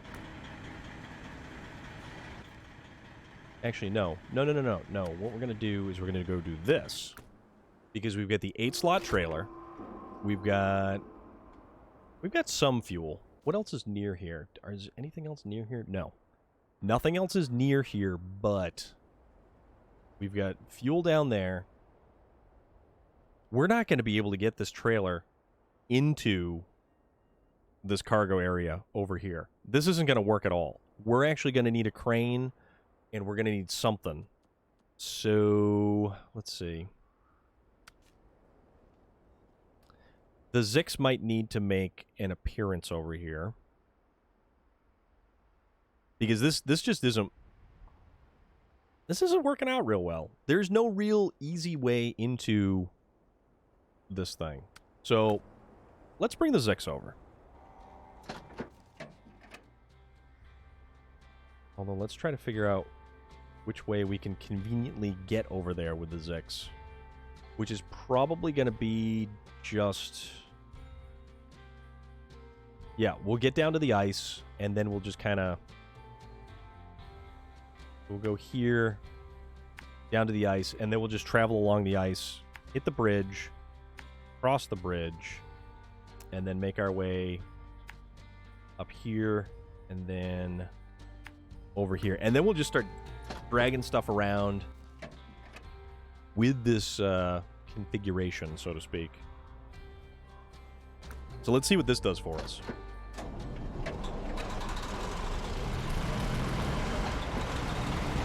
And we still got plenty of fuel, so that's kind of a bonus, too.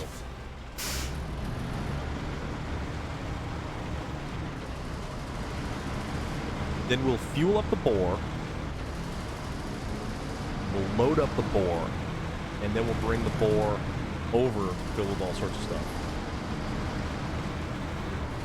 So, Andy, what you're saying is you're trying not to blow up any cars by hitting them in the fuel tank?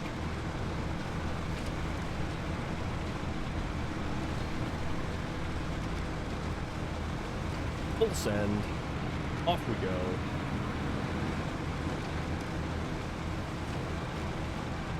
Alright, there we are.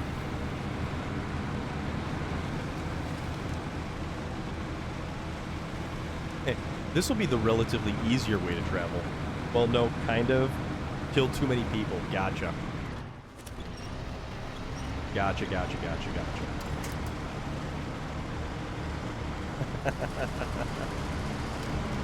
Oh, man. Oops. Yeah, the ice is going to damage suspension and tires. Of course it is. But this is going to be the quickest way to get us over there. And I really wonder if I'm going to need to start using smaller trucks. Oh, so unlike the original games, you can actually get penalized for taking out people that you actually were not supposed to.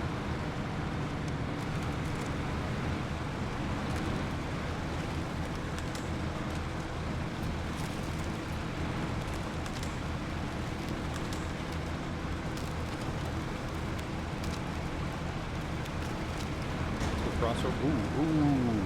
That wasn't good. Alright. You lose experience points. With those points, you can unlock weapons and... Ah, okay. So you basically complete the mission, but you don't do it as effectively and able to unlock all kinds of goodies and things.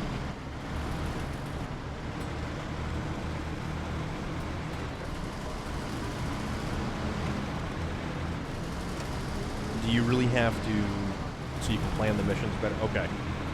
Is there any particular weapons or loadouts that are better than others, or is it a scenario where the right tool for the job is the kind of thing that you have to sort of really make sure that you have? I think I remember when I played Hitman, you could basically take all of the weapons. You loaded up on everything and took them all with you. Which it was kind of funny when you'd start rifling through weapons and you were effectively armed to the teeth. But wearing a sport coat and a tie.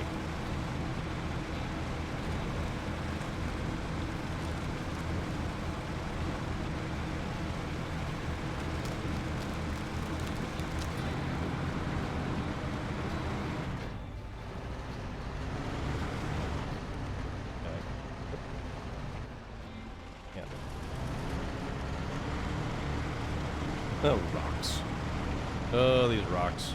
Okay.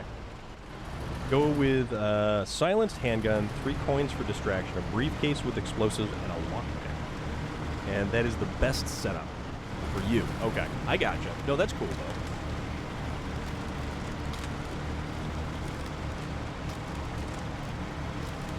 So it's not like playing Fallout where you would load up with legitimately everything that you would carry right up until the point where you are over encumbered.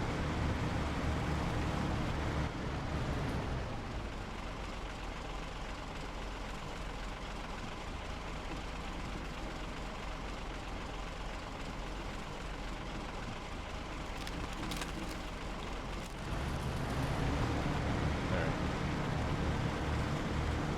Let's go see about freeing up some stuff here. And if I can actually get that truck out of there, I can stuff it in the repair section. And it'll actually fix all the damage that have been done to it. You have a limit with guns, not with tools. Interesting. No, that's cool, though.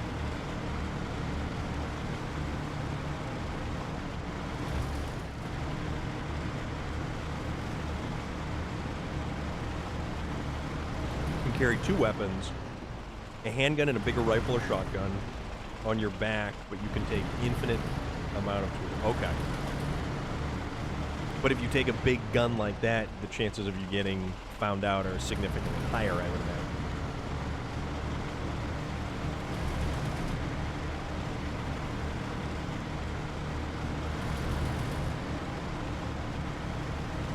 Now we're back in here.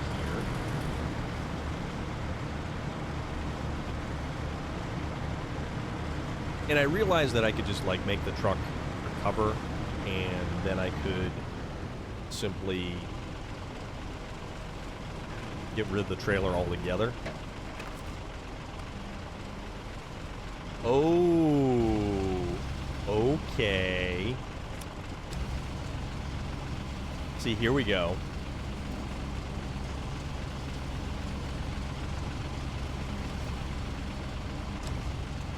So we can actually move this stuff out of the way.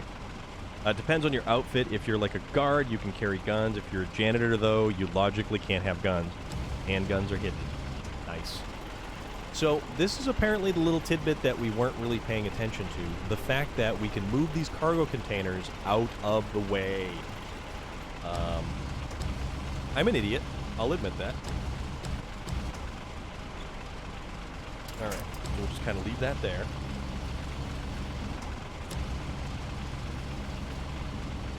Bring this back around here. Yeah, so all these cargo trailers and stuff like that, we can actually do stuff with. exit. That. And then let's try to back out of here. And use them in future missions if needed. Interesting. I did not realize that.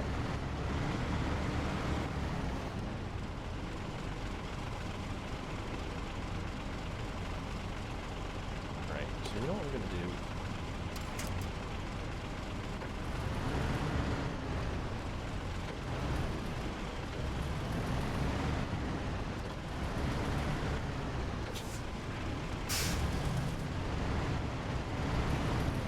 Try to just simply pull this back a little.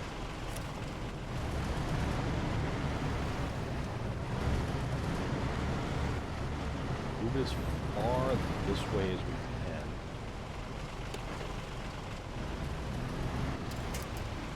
Release the winch. See, now we're going to deal with the outriggers and getting stuck on the outriggers with everything that's in here. Although this truck has better steering than some of the other stuff. So let's just kind of... Yeah, we're not going to be able to hop up over those stupid things.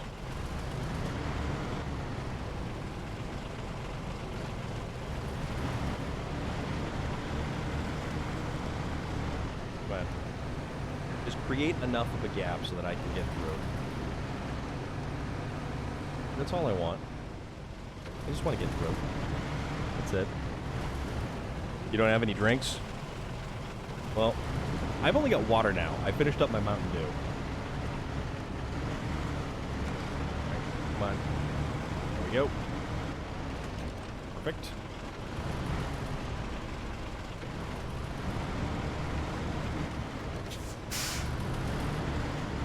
Let's do this 9,000 point turn. Just slap everything around here.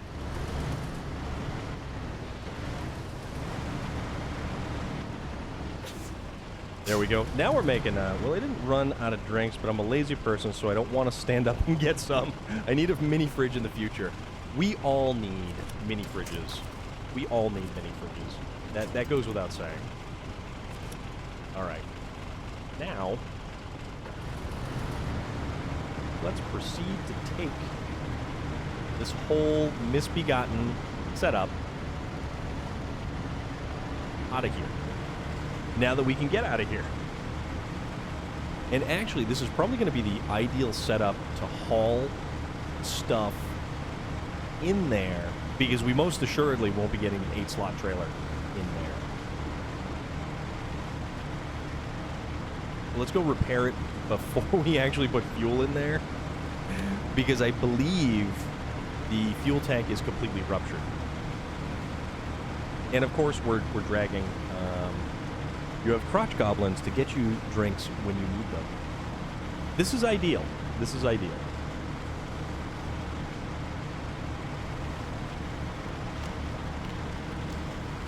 So... Oh, and there's fuel over there, too.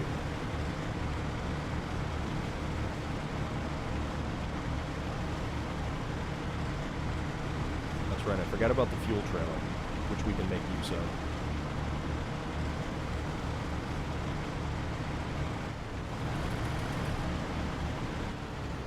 So this will be a little bit interesting getting this in here. Run down the stairs real quick if my family wasn't asleep. Benefits of having kids. Puma! How arst thou'st then Puma? We're having a grand old time with some certain vehicle logistics here.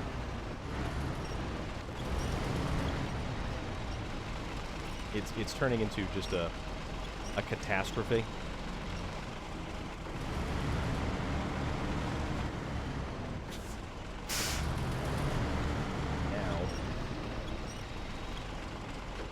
Not would have trained my dog to bring you drinks. Relic, that is certainly one way of doing things. Okay.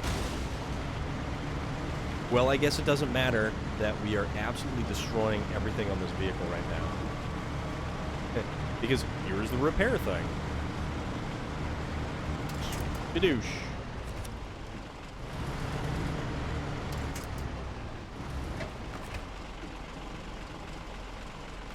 Change trucks. So okay, the truck is fully repaired, but it has absolutely no fuel in it.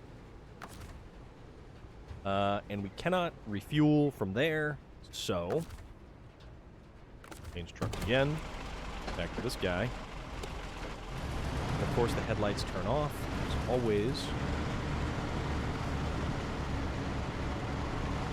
So we'll bring that fuel to the truck.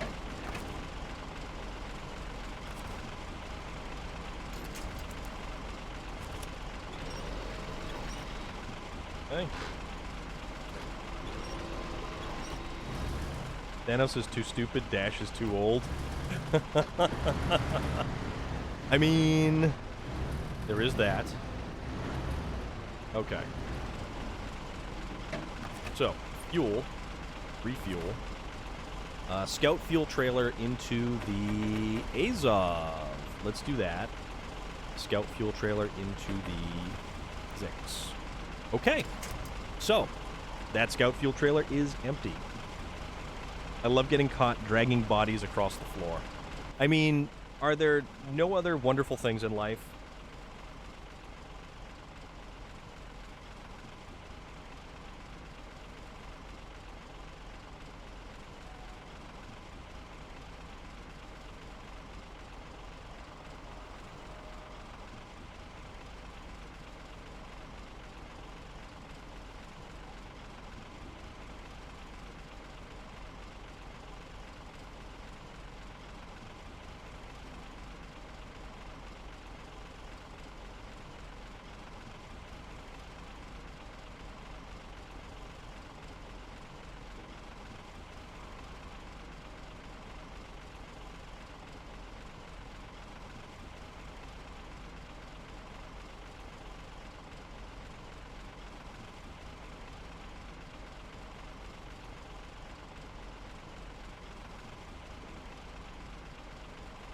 All right. I'm looking at pizza number 2. Which pizza number 2 really does look amazing.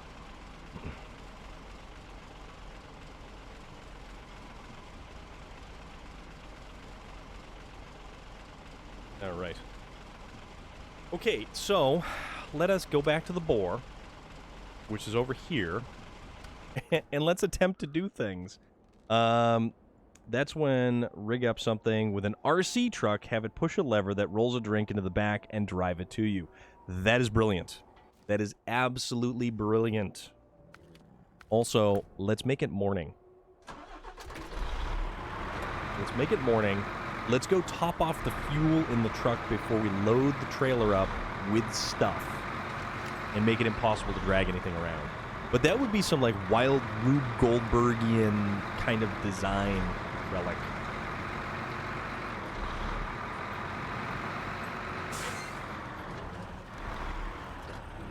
Oops. Nope. Don't get too bouncy here. Don't get too bouncy. Bouncy, bouncy, bouncy, bouncy. Trash can man. Alright. Get flock. Cane tires. Do this. Puma, how is your day today? And Puma is, of course, and as always, playing Trackmania. Although that's Phasmophobia. Puma, I did not realize you actually had played Phasmophobia once upon a time. Phasmophobia is a pretty cool game, though. It actually is a fairly cool game.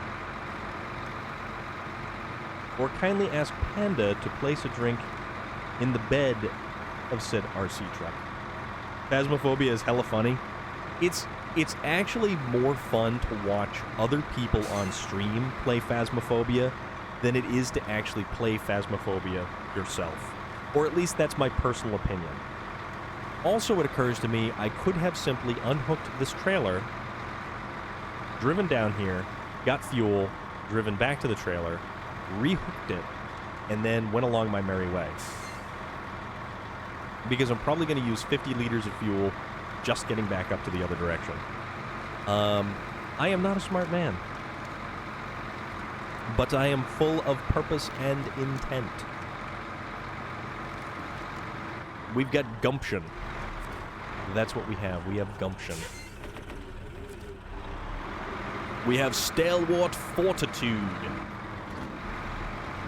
And other things, like water and Mountain Dew.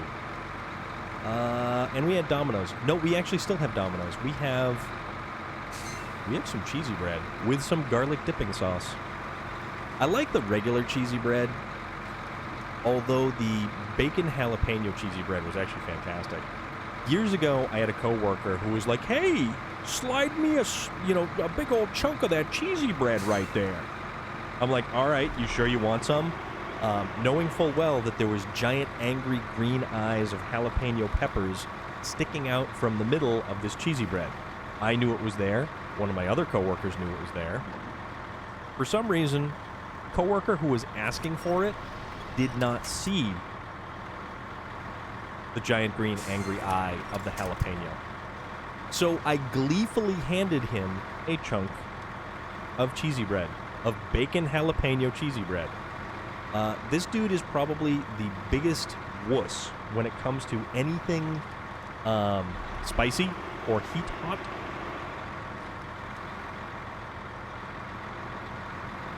Shards of Rico on stream. I don't think I've heard of that one. Or if we probably have talked about it or something.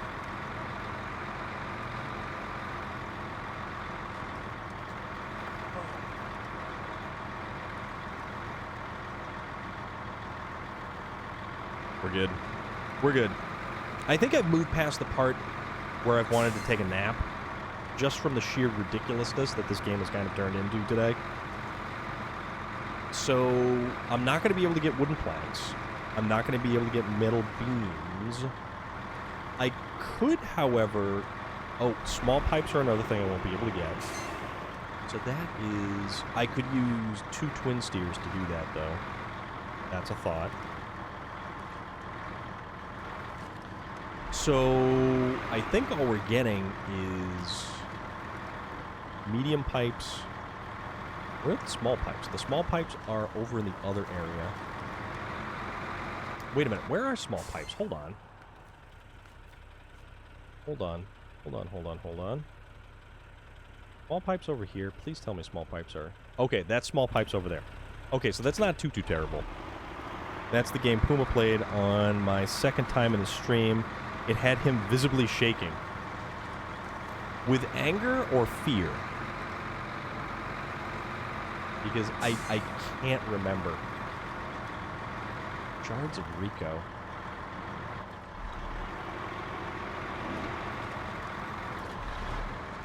Alright, so we're going to do 1 medium pipe, which is going to take up 2 cargo slots. Oh man, we are going to have to make another trip. Oh, no. We have an 8 slot fear. Okay. I mean, Relic, we can't all... Oh, crap. We can't all be of stalwart constitution like yourself, good sir. So...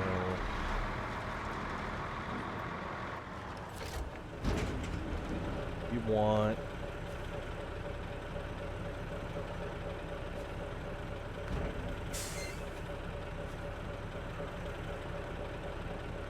We want to make 1 medium pipe.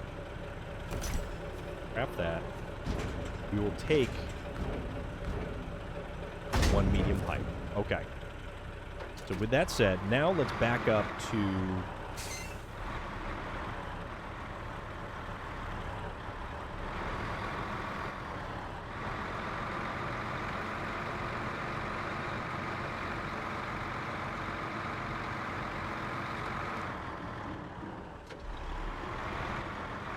straighten this out a little bit. There we go. Alright, now straight back.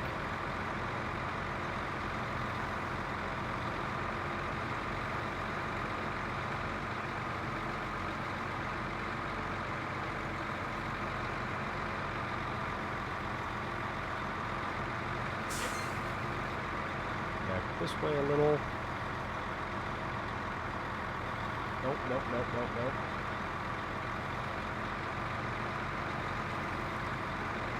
Nope. Get back from there.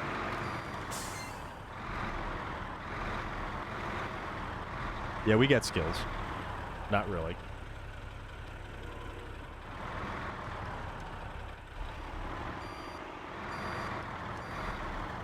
Oops. On a concrete foundation over there. That's fine. Everything is fine. Right? Okay. So, we need barrels, cement, 4 cement. 2.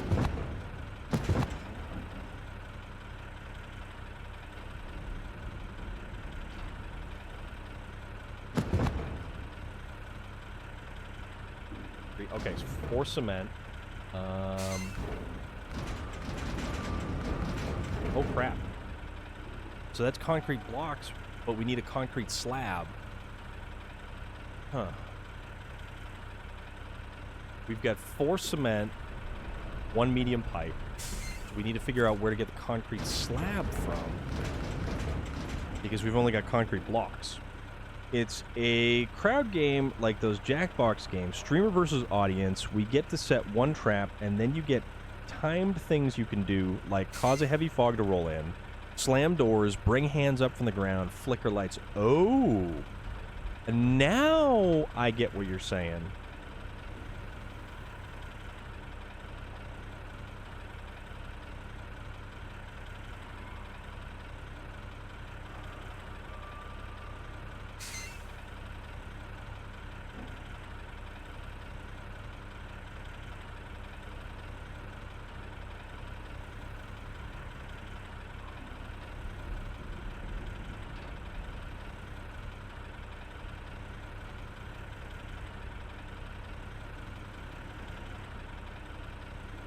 Oh, man. It does sound... Andy, that does sound very sick.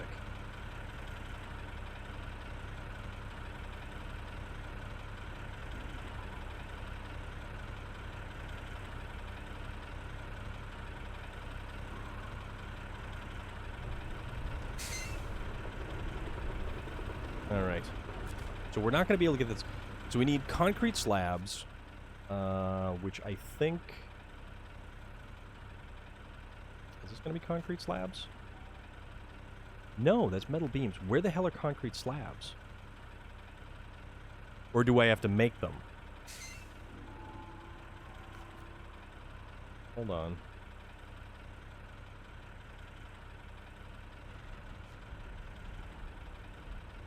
No, we make bricks there. But where the hell are concrete slabs? And don't even tell me it's all the way over here at this warehouse. Of course it is. There's 1 concrete slab right over there. But then we have a truck that does not have the ability to pull a concrete slab unless we get a trailer. That's a giant flatbed trailer there. That's a semi-trailer there. This. I think this is a... That's a Azov. This one... Concrete blocks.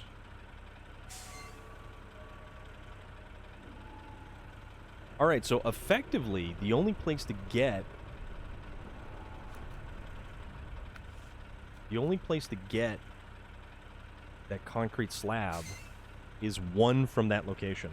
One of my targets just died because he was smoking next to a gas tank that I damaged. Oops. Oh, man. That's brutal. That is brutal.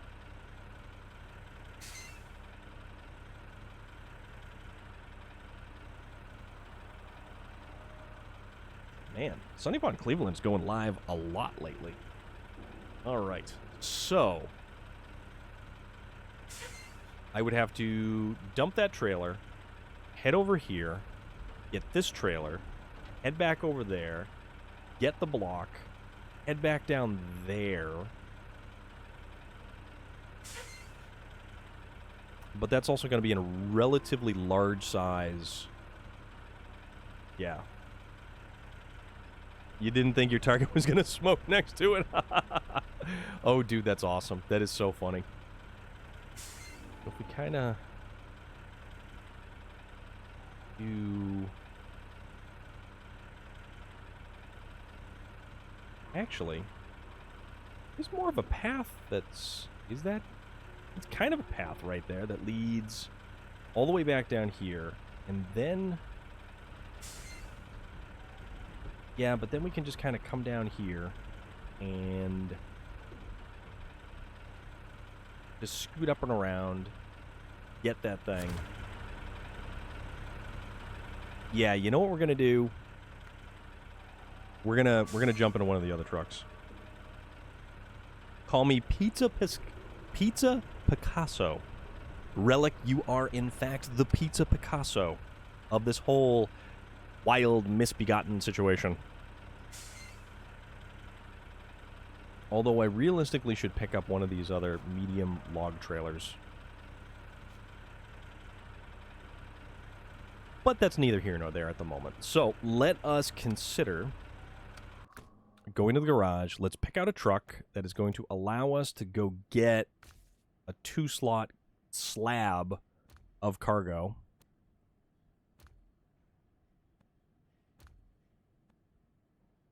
Something with fuel. 290, 330, 380. Wait a minute. Posted the finished picture of pizza number 2. Go check it out.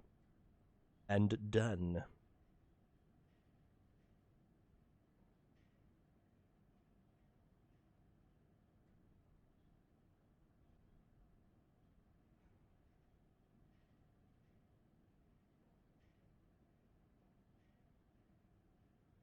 That looks fantastic, Rillet. The Western Star 49 looks awesome. How is it? It's not bad. It's another one of those trucks that has the dead axle that you can drop down for a little bit of more stability, but it's only useful on hard-packed surfaces and, like, pavement and stuff.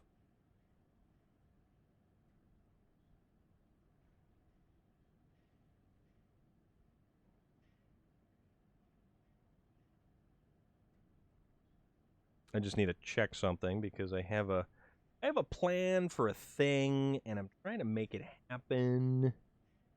My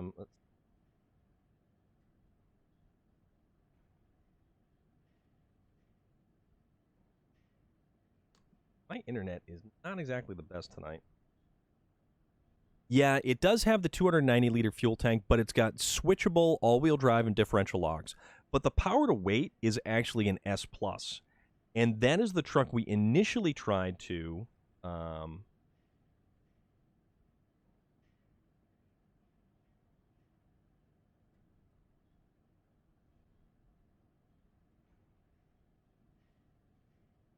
That's the truck we initially tried to haul the rocket trailer with the rocket attached to it.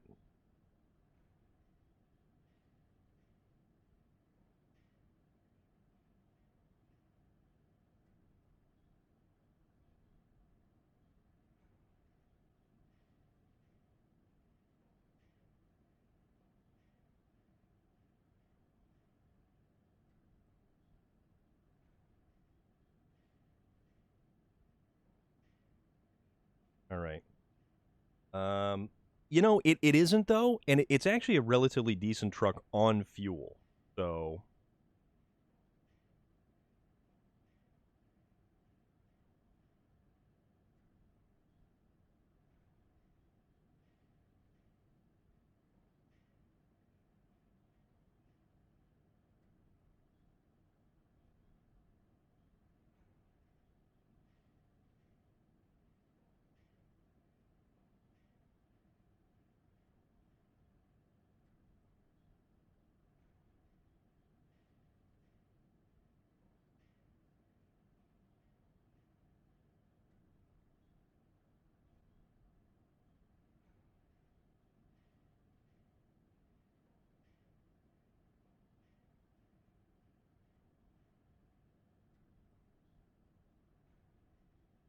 It is another one of those American trucks that does not have access to mud tires, which is just one of the most frustrating things that the American trucks don't get mud tires like a lot of the Russian trucks do. So you have off-road tires, which, okay, fine.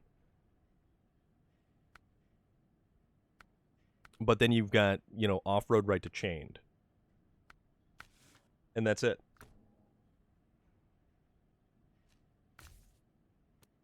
So it is kind of a bummer, though. So the HX520 was another truck that they hit with the most recent DLC, and it's not bad. It doesn't have a drop axle. It has most of the bed options, but nothing. It's not a standout. It's not anything significant or great. Like all of the Vorons that we've used all along, like the Voron Grad, this thing is amazing. Mud tires, switchable all-wheel drive and differential lock. It's got a better fuel capacity than some of the older Vorons, but the older Vorons have the full-time differential and everything else.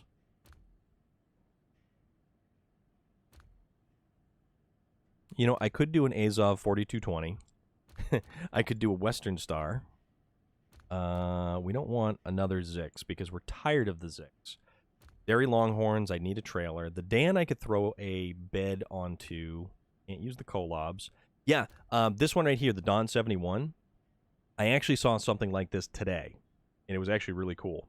White Western is underrated. You're absolutely completely correct. The GMC MH 9500 with the all-wheel drive is a fantastic truck. That's the new Caterpillar CT681. The only difference between that and the CT680 is the drop axle again. But this one has, let's change up, remove the heavy crane. So now it's got S+. S+, and it's got 47-inch tall tires. Advanced medium winch. I mean, we could just throw a flatbed on this thing. Get some cash back there. Maintenance frame add-on. The thing actually looks pretty... It's got a very unique setup. So you've got 5 spare wheels. You've got 300 repair points, but you've only got 1,400 liters of fuel. Crane, sell that too. So how about we want to set the thing up? Maybe we'll give this thing a go.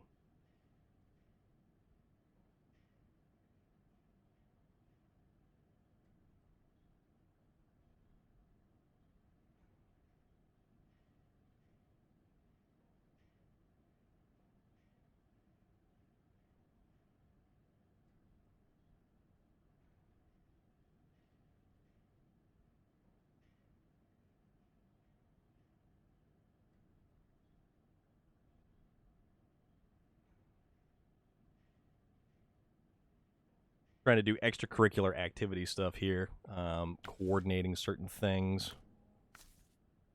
Let's see. I don't know. Not any of the scout trucks. The 5319 doesn't have the fuel capacity. It's just that simple. It uses 200 liter fuel tank capacity, and that's it. The Voron Grad we could use. The Azov 64131 we could use. Oh yeah, the huge bumpers are awesome.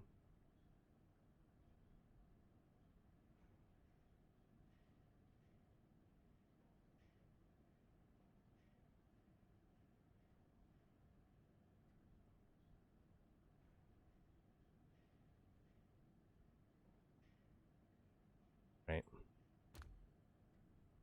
That won't have the bed size. That won't have the bed size. That won't have the bed size. The Tega, the good old Tega. That Zix. ANK MK38. Yet again, 200 liter capacity.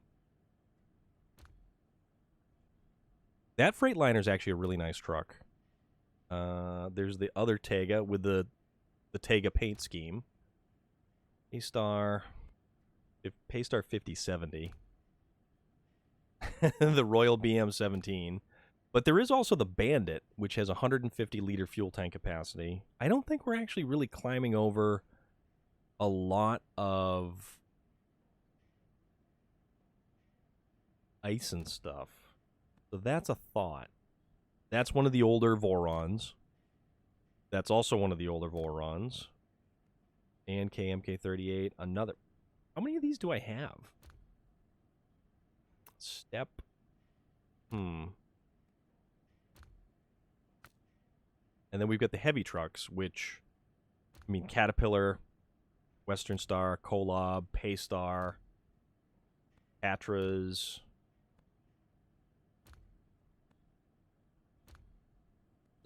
I mean, we've got a whole assortment. Ah, that's awful. Lost internet or Wi-Fi. It is however. Oh crap! It is however. Ooh, wait a minute. Hold on. So the international. So these are heavy duty. We do have the Brigadier, which has the shorter 46-inch tires. Fleet Star. Chevy Kodiak.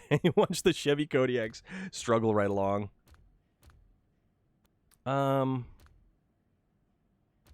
You know what? Just for the hell of it, let's throw the bed on this thing. And let's see if we can make it with this.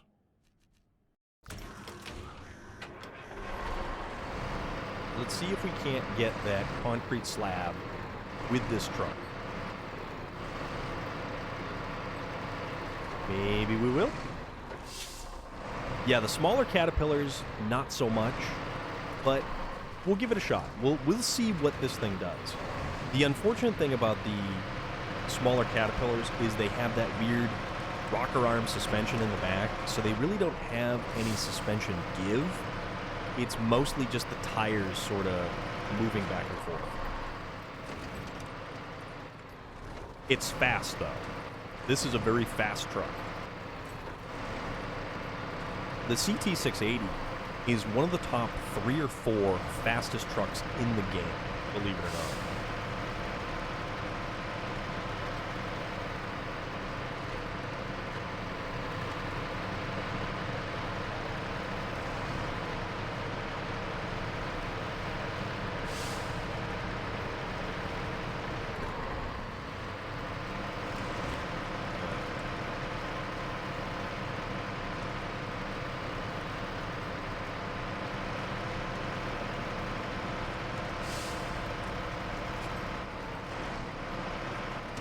I mean, we'll just see what happens, you know?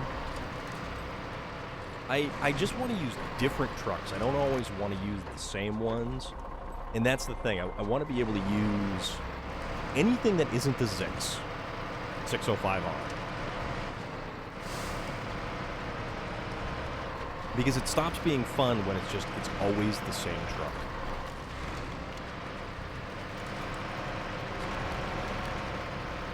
And it's also kind of funny because this truck looks like it has a very large cab and a very small bed.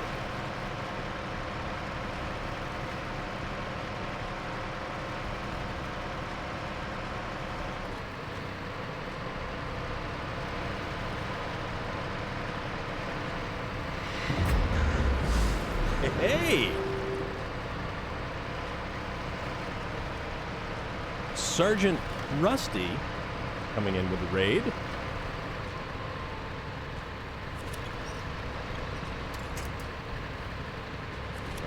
Come on now. Oh, see, and there we go. We have one of the issues of this truck is the fact that that axle gets hung up and high-sides us. So, Sergeant Rusty, I hope everything has gone fantastic for you this evening. We've had some interesting little snafus concerning deliveries of material and goods in our giant factory. Trying to use something different here to go after some cargo, which, you know, I mean, it's something different.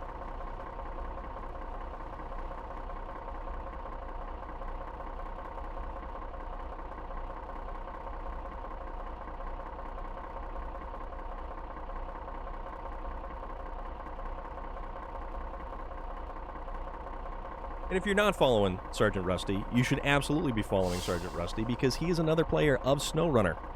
And I would certainly hope that all of you guys know who Sergeant Rusty is right now because Sergeant Rusty is a good dude. And he is also in MR.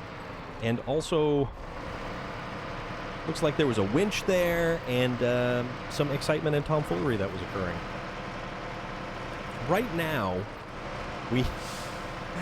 we need to transport a whole lot of goods over to Block Beta, which is the fuel processing plant of this map right here. And if you can see, a lot of the cargo containers that are actually scattered around kind of block things off for the ease of delivery of goods.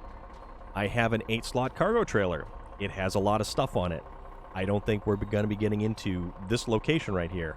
So I'm going to have to bring the cargo trailer close, get there with a crane, offload it onto something smaller, and then get closer.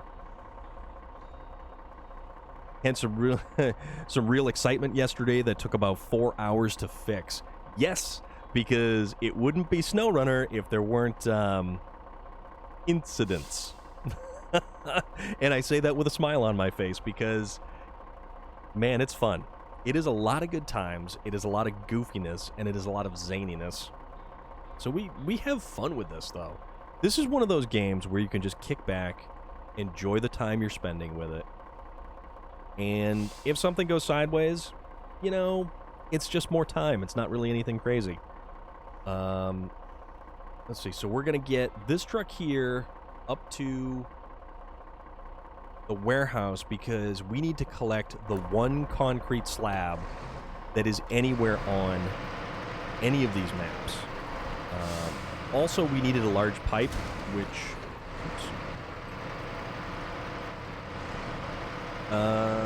really need to play this game. Started it...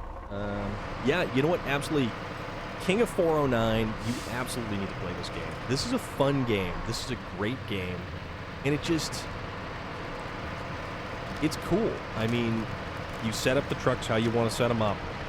Mostly there's just, at the end of the day, tires that you have to take into consideration. So you get the right tires you want to get, and you hit the ground running. And then it's mostly just figuring out which truck that you're actually going to use at any given point in time. And there are certainly better trucks for better things. This is not the truck I should be using for this map. This is not the truck I should actually be using for relatively anything, because this truck is kind of garbage. Because it's got no suspension travel to it. All of the suspension is in the front end, and the back end has that goofy rocker arm suspension, so where if the front tire goes up, the back tire goes down. So, it's insane how much of a difference tires... Oh, yeah. Oh, absolutely. Can you push some of those... Yes. Okay. So you can push the containers out of the way. I actually transported a crane over there because I was having issues because my trailer became wedged, and the Azov that was towing it, I actually popped the fuel tank while in there. I ruptured 3 tires, I think, trying to actually get the thing out of where I had managed to, like, wedge it. So I had to definitely kind of, you know, finagle it out of there. So when I brought the crane truck over to see if I could, like, lift and move stuff around, they are containers that you can move, and you can get them out of there and move them out of the way, and then you've got a better shot at moving stuff around inside of the fuel processing.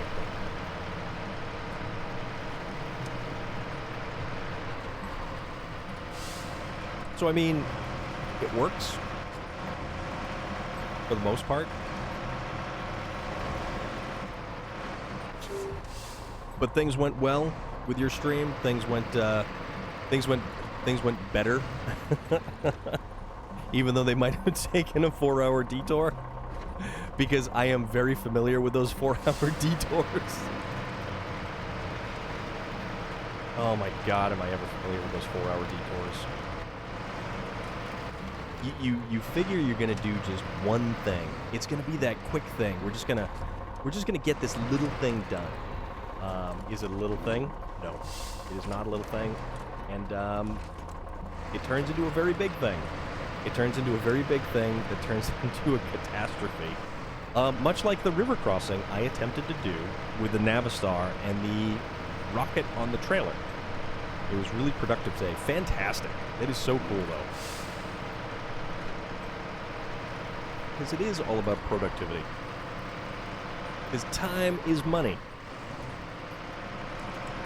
And if the cash is there, we do not care. One of the best lines out of the movie Deep Rising, as said by Treat Williams.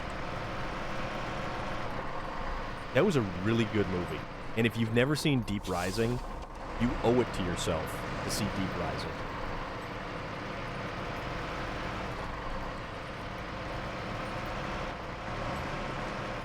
Tonight's mostly just kind of like running materials around the map.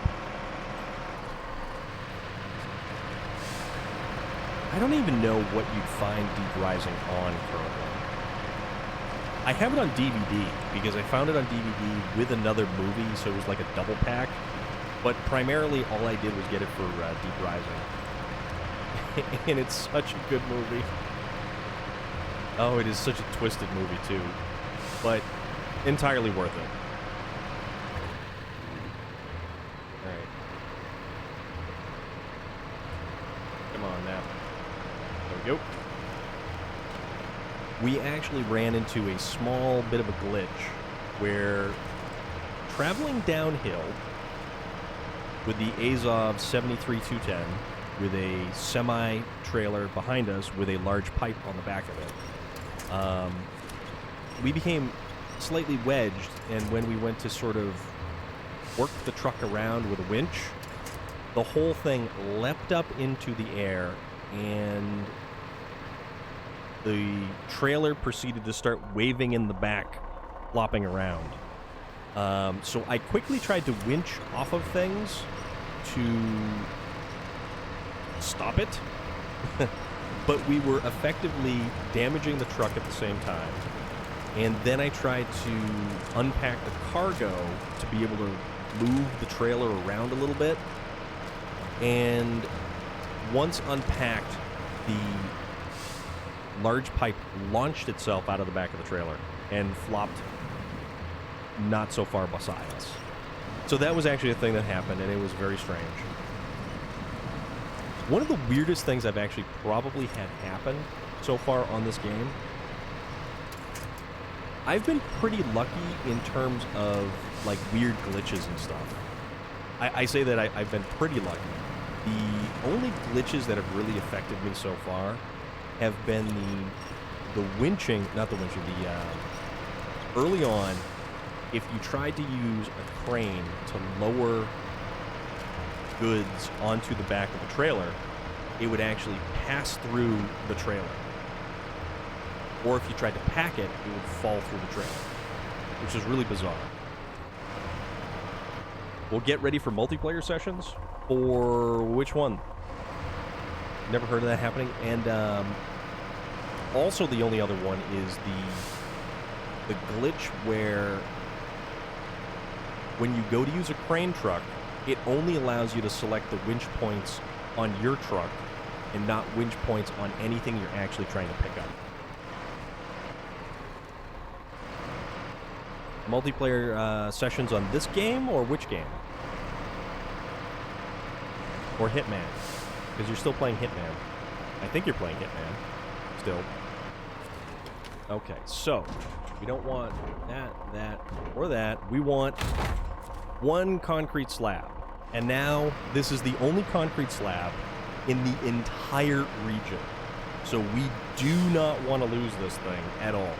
So if this thing were to actually fall into the river somewhere and float away, never to be seen again, That would be an unfortunate turn of events. Drew Primal, I was going uphill with a scout trailer and it started flailing all over the place like it was possessed. Yes, that is exactly the type of things that happen with it. And it's just really, really bizarre. Really bizarre. All right, which direction do we want to go?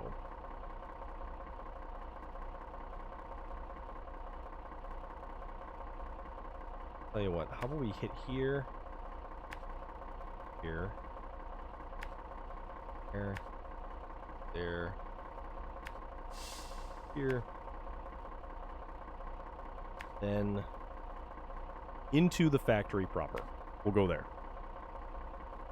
Trucks can fly when coming out of a portal. Logs will sometimes not stay on the chassis when leaving a map. Your truck could be slower and not enter the last gear. Sometimes you can't recover your truck or even open the cargo loading zone. Multiplayer is just glitchy. You are most assuredly correct on that. Multiplayer is absolutely glitchy. This game was really goofy when it was first released. And then there was the whole thing about not being able to fuel... Oh yeah, not being able to fuel up on multiplayer maps. That was detrimental. That was actually quite detrimental. But what can you do? Start over. Oh, man. All right, now let's make it across these concrete slabs very slowly because these are the tire poppers right here. If you go a little bit too quick, your suspension, your tires are goodbye. Right? Oh. Last one. Okay, there we go.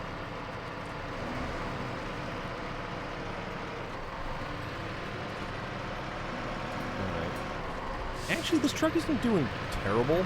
It could be worse, but, I mean, there's a lot of stuff in this that could be worse. Speaking of fuel, roof racks sometimes glitch out, and the number showing the fuel in the rack will look like it's a matrix, and you can't refuel any truck after that. Yeah, I haven't had the issue with the fuel in the racks on the roof. But I have had the issue, and I don't know if it's a feature as much as it's like actually something in the game, but roof racks on a lot of the scout vehicles are exceptionally heavy. And they will actually slow down your vehicle, even though it doesn't alter the power to weight ratio.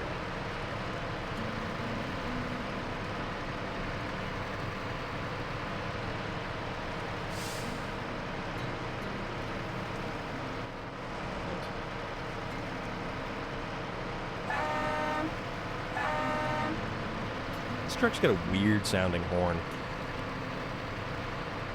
Very strange sounding horn. Alright, so we're gonna have... You know, we could use a twin steer to get the metal beams over.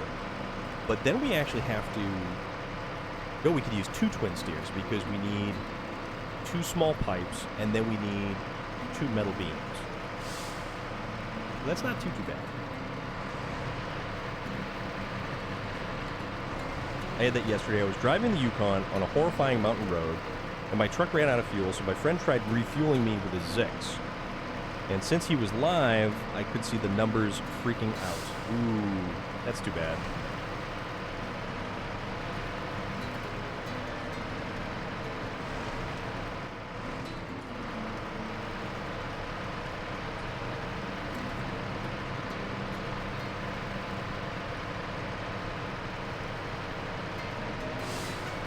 You were left, yeah, you were left stranded with the cargo because the game was breaking. That sucks. That is very unfortunate.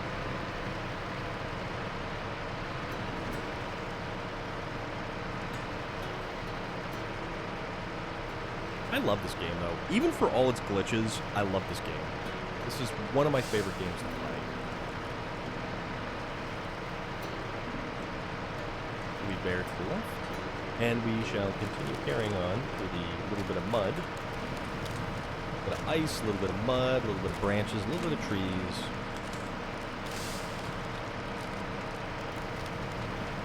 But Actually, it went through there pretty good. So.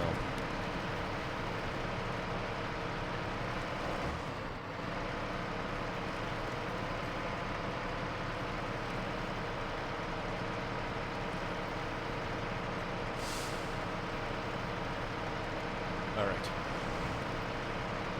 Keep going. Actually, I think once we hit back to the main road, we're in pretty good shape. All things considered.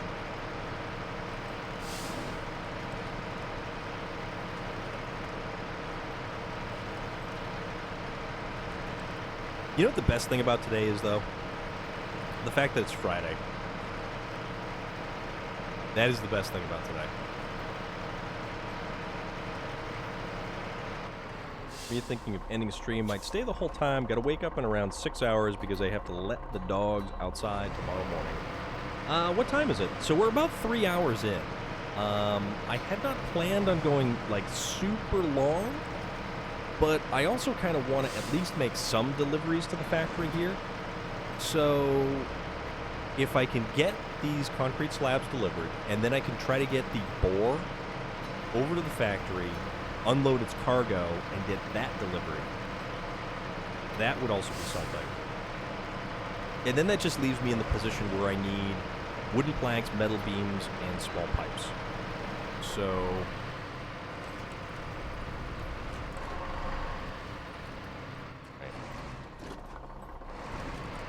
I thought it was going to take engine damage there, but I guess it didn't.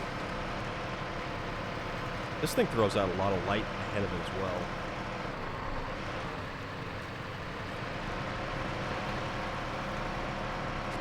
Yeah, so Andy will deliver this cargo, we'll jump back on the boar, and we'll bring the boar over.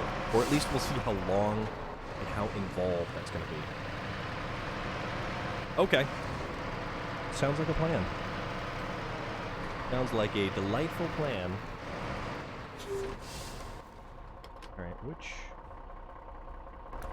Okay. Let's see about delivering some concrete, these ever so precious concrete slabs. Because the only thing we've delivered so far, so that is one of the trailers that we were actually able to get out of the way. And this is like a maze going through here. I don't know if... Yeah, that doesn't move, but that one behind it probably does. That one to the left also probably does. And then there's some stuff right over there. That also probably does. So, concrete slab. One more thing delivered. If I was only in the U.S. Eastern Time, yeah, you're like way out there in other time zones. But you come from the future.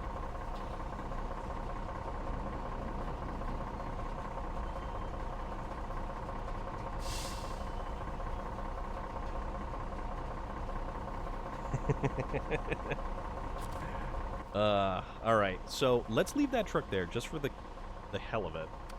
Or the halibut, if you will. And let's get back to this little fella right here. And let's make it daytime because it's a little bit easier hauling cargo during the day. This is 1 medium pipe and 4 units of cement on an 8-slot cargo trailer. Which I kind of wish I had some more cargo to bring in there. But no such luck. Although, if I...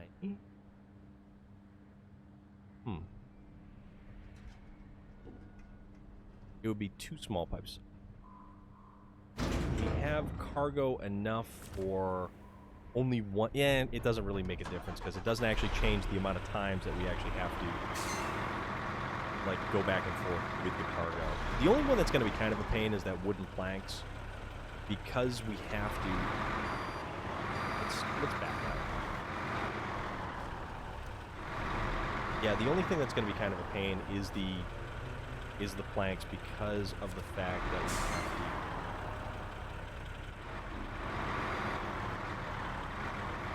bring the lumber to the sawmill.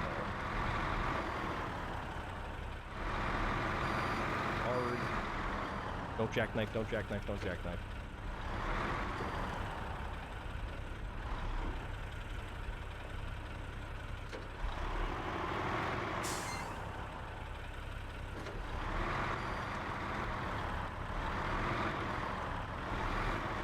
Kinda.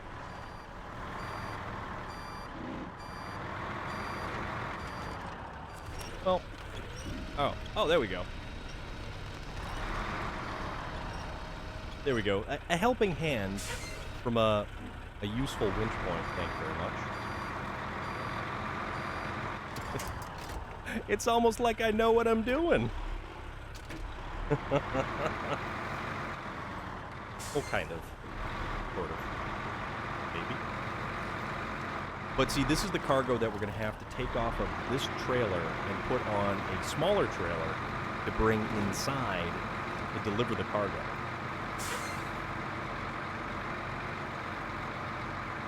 But then, no, I do have the, no, I've got a crane over there. Almost.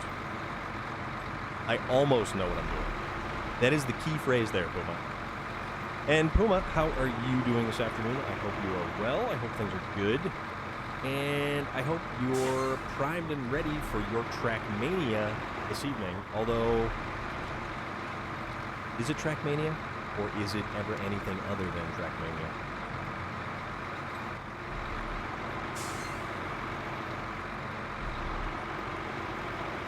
Nah, it's all good.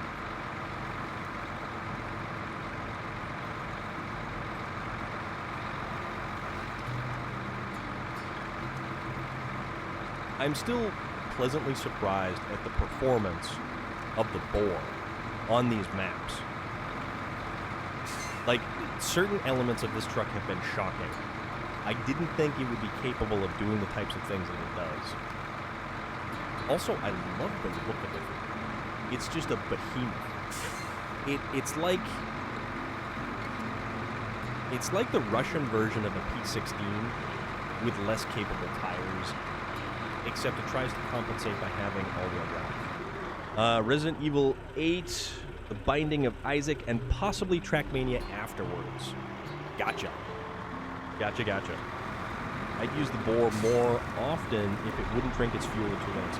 Also that, entirely valid. That is a completely valid statement. Yeah, it's got a 300-liter fuel tank, but right now, I mean, that's 25 to 28 to 29 liters per minute right now.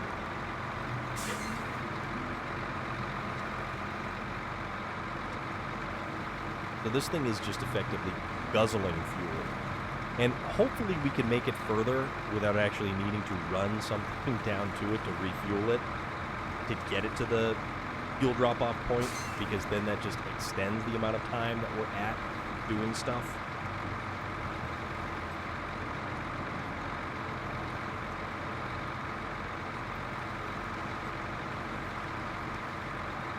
Kind of funny. Now I want to watch Deep Rising. 10 minutes of driving isn't going to get you far if you think about it. Yeah. It's true. It is very true.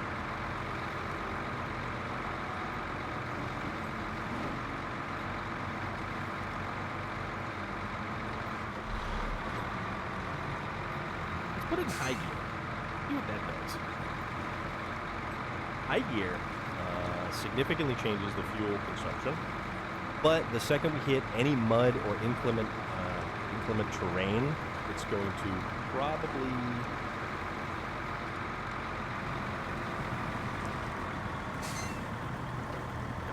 there we go. All right, let's just kind of drag this thing through the mud here.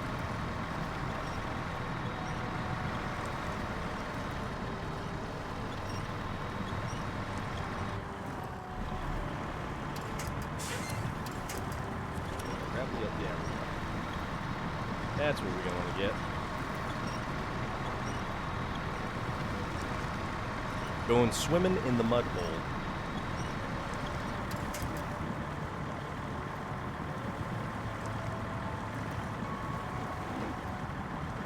Come on now.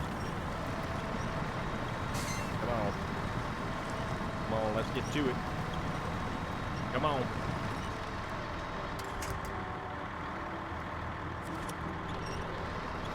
Go. Keep on keeping on.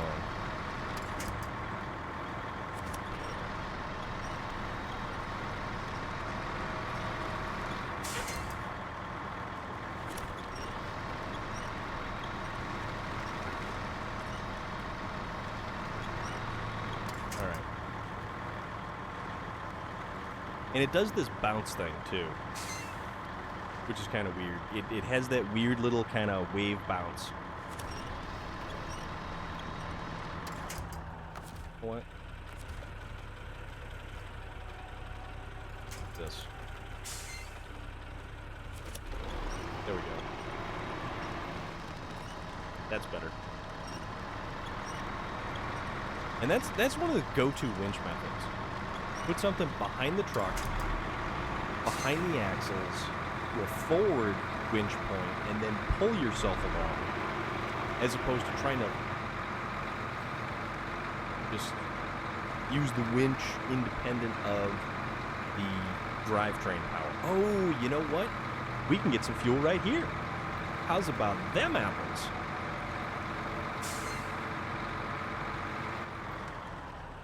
All right, change truck. Hello, Mr. Azov. How are you today? I hear the rumors are about the team might move away. Oh. Maintenance frame. 4. Okay, perfect. No, that's awesome. That actually is a huge help right there. Huge help. All right, now we proceed with the mission. Mission report.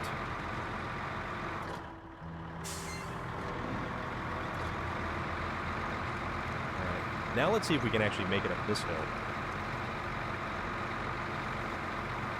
Carol Ann, don't go into the light. That actually looks kind of cool, though.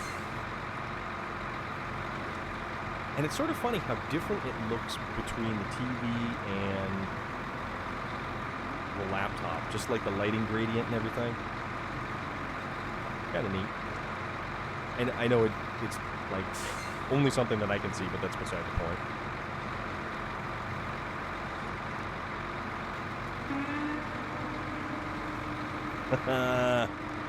Jeremis sounding the Viking war horn, heralding his arrival.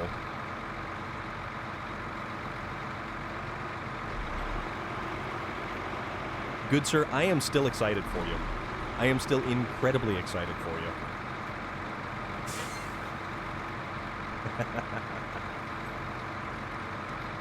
Oh man. There's gonna have to be you've been watching for an hour or so? Yeah, watching the the nightmare logistics scenario that I've had going on. But we're making progress, slow and steady progress.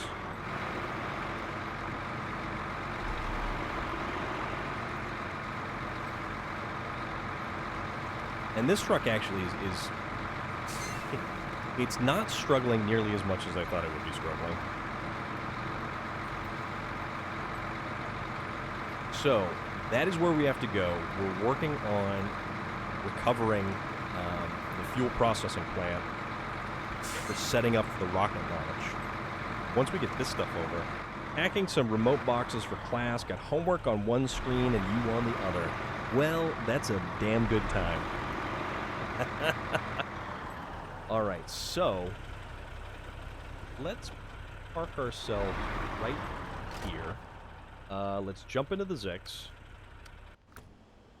Is over here.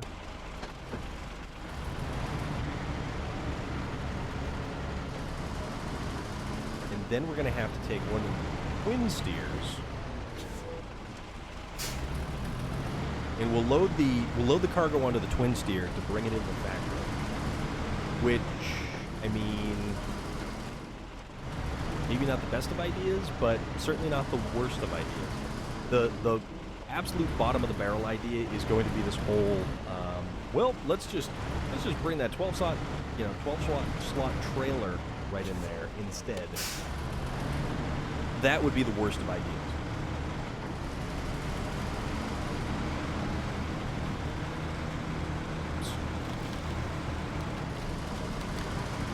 Rubbin is racing.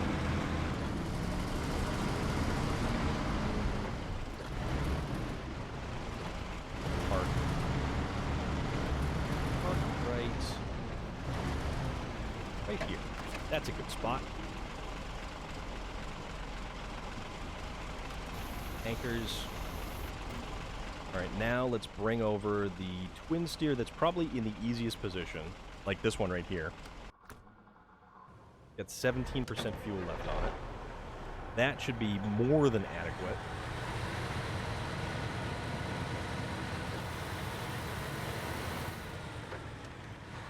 All right, so this will be 2 trips with this. Honk the horn. Like that. Kiwi Chameleon. Kiwi the Chameleon, what is good? How are you? How is everything? Hope you're well. Oh. Change trucks back to the Zix. Train mode. Oh, no. We can't do that yet. We gotta go back into the bowl. We have to unpack the cargo.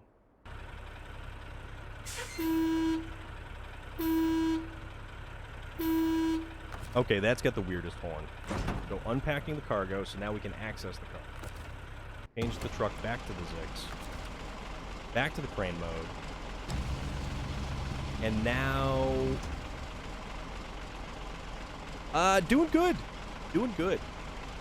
So you remember that... that glitch we were talking about with the cranes? Notice the winch points are only on the truck itself. And the winch points are not on...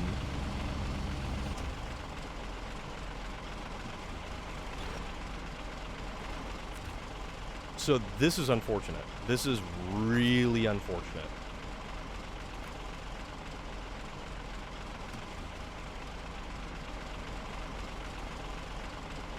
Because we can't actually use the winch anymore. Or we can't use the crane at the moment. So we've got one last shot to be able to pull this off.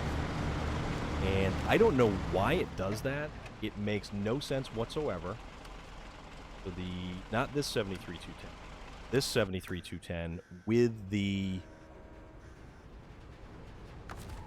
that guy. Well, I have this as long as I can use a crane. If I can't use a crane, then the job is basically impossible to accomplish. So this crane will do okay with the cement, but I also question how well it's going to do with the medium pipes.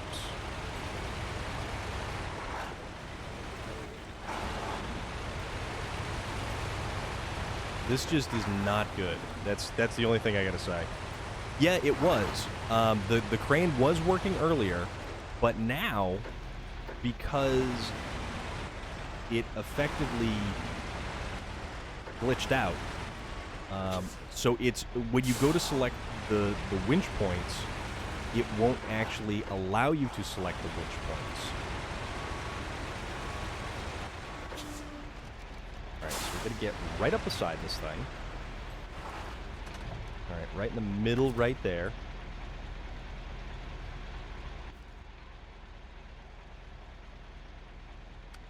Twin steer, not that twin steer, this twin steer. We should probably shut this truck off when we're loading it, because we don't want to waste the fuel. I don't know if it's restarting or if it is... Like, a lot of times I've found that if I send the truck to the garage and then store it and then bring it back out again, that's like the only way. Alright, so back to this Azov. Now, please, crane. Okay. Alright, so now, do you see how we have all the points on the crane?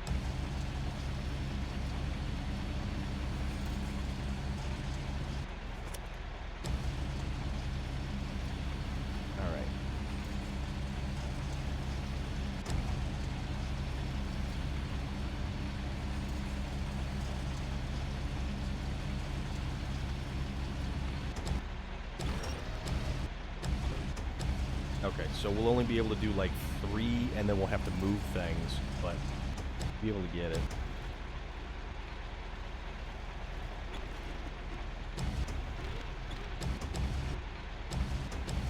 Go. That. Come back for the next one. Yeah, it's just, it is so bizarre what happens with these things, and I don't understand why it does that. That's been one of the glitches that have really, really begun to start worrying me because of just how difficult some of these maps are, and it stops being fun difficult, and it turns into, like, glitch difficult. So...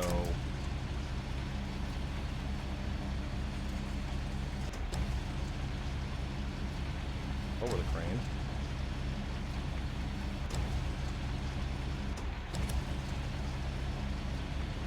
Lift, swing.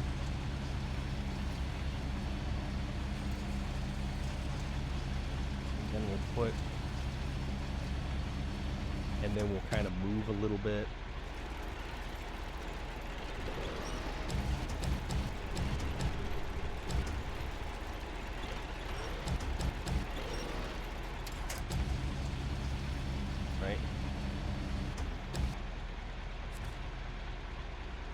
So, twin steer.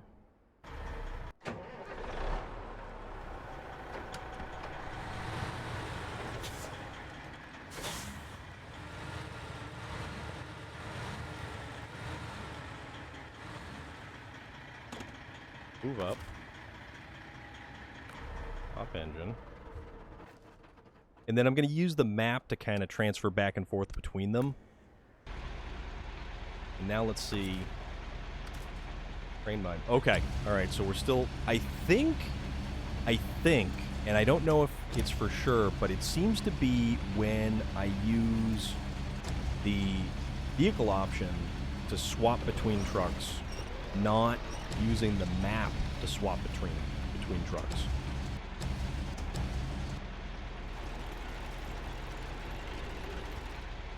So like under the same menu, which would be for starting the truck, operating the winch, all of that stuff. Okay. That.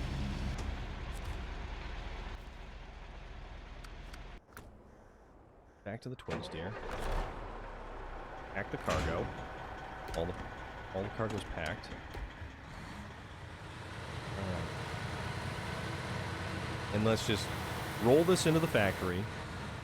Actually, we have the other smaller Caterpillar that we can use to put the medium pipes on, because this truck is actually getting super low on fuel. Oops. Almost made it. And I think this has to go back to the garage anyway, so the 2 twin steers will have to go back to the garage to be able to get the metal beams and the small pipes. Oh crap, oh crap. Right?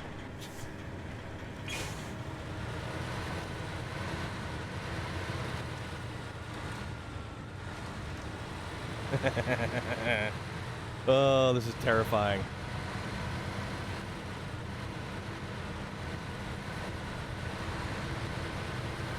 Yeah, a smaller truck is significantly easier to navigate in here.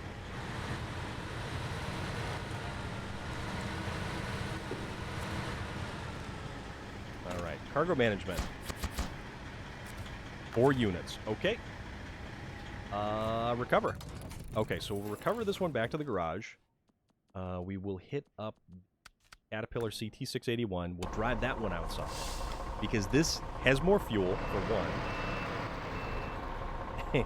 And it's a little bit easier to get around in here.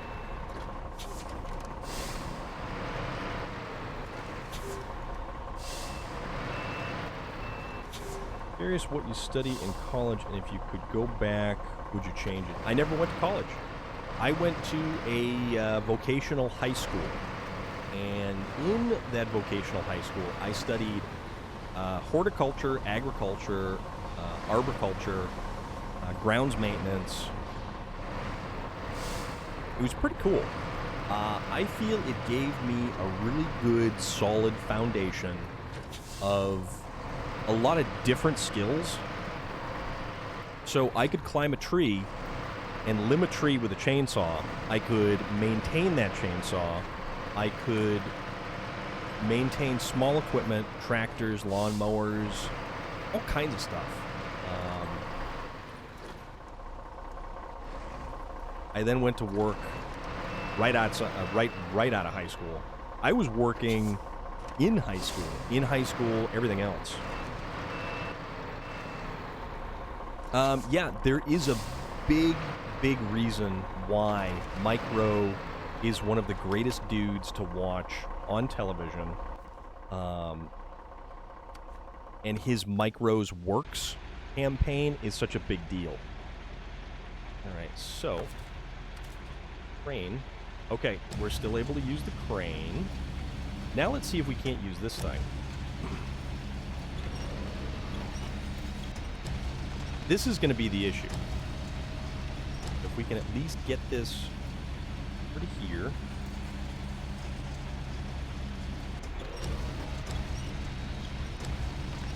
Just simply get it on the back of the truck.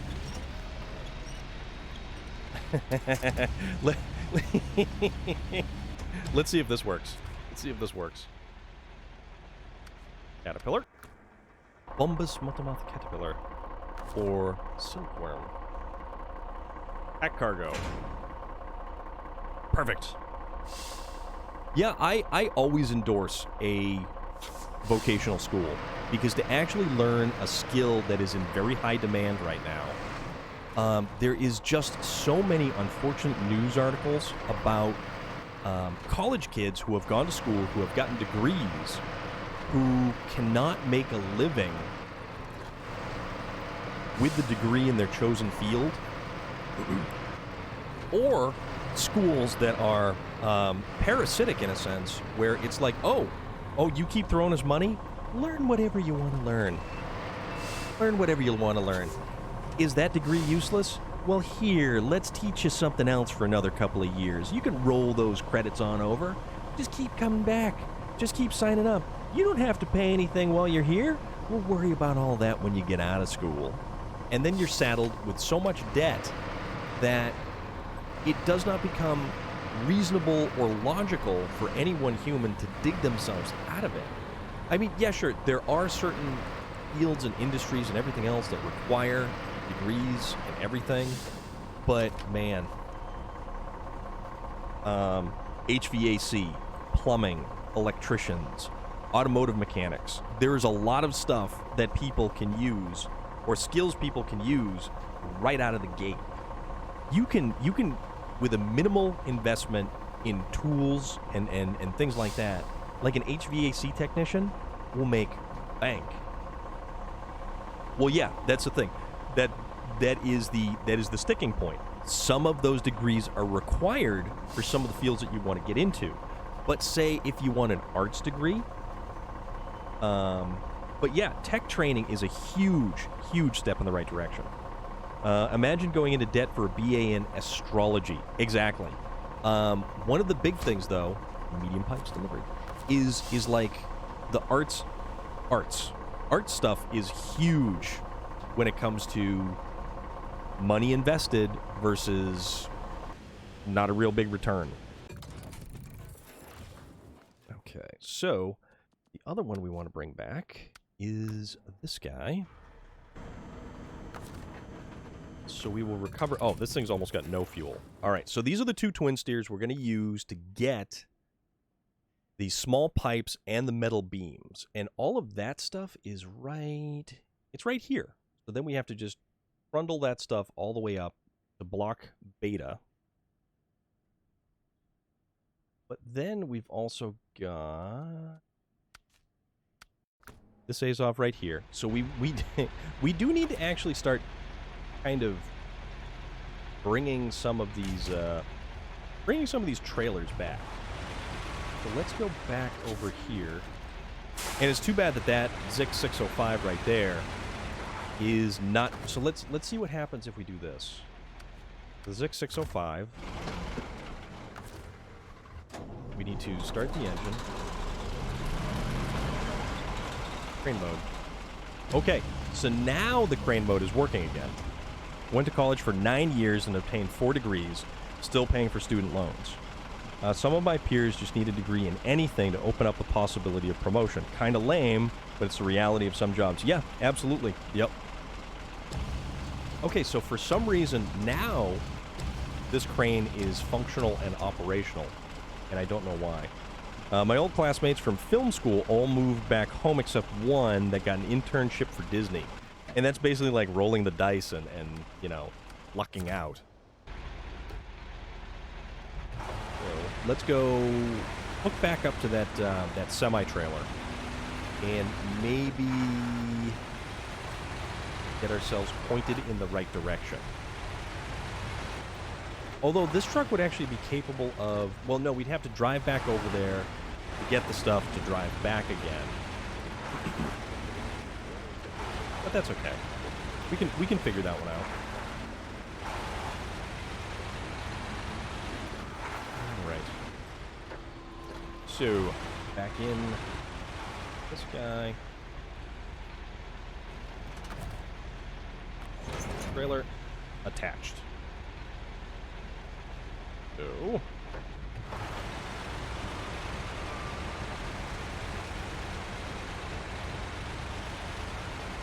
then you just gotta kind of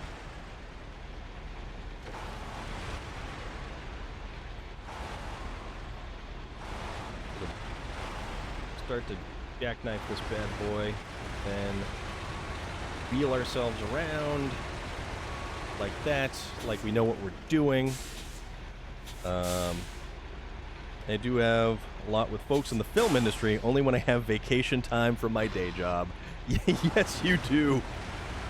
Everyone does, yeah, everybody does freelance work. You are 100% correct. I'm freelancing right now, as a matter of fact. For myself. I don't know what sense that makes, but it really doesn't make any sense whatsoever, so I'm just going to kind of roll with it and pretend it didn't happen.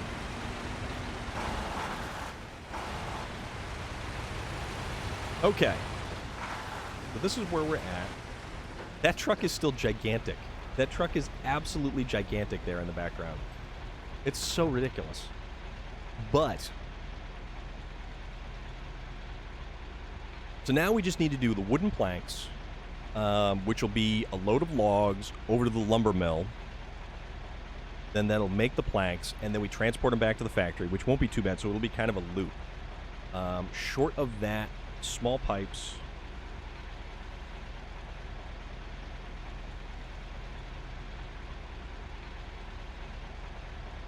wow, it's going to be 81 degrees tomorrow.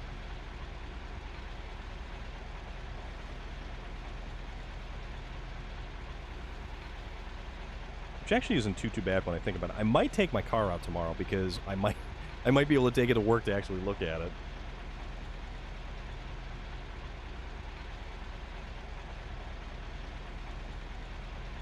Beast of Time. How is everything? AP Brungargo. That 8-slot trailer is an absolute nightmare. It has proven useful in the Yukon and Wisconsin. But yeah, that trailer on this map, I'm doing pretty good right now. Doing pretty good right now, actually. But yeah, that trailer on some of the trails here, and the surprising fact is that's the boar. And the boar I never had a whole lot of faith in until I started using it on these maps. And it's actually been one of the more surprising standouts and has actually been capable of keeping all of its tires on the ground and getting over a lot of stuff. But we're about 3 hours and 40 minutes in. So I'm thinking that on this Friday night, because I think my brother is coming by and he's got my nephew in tow, his kid.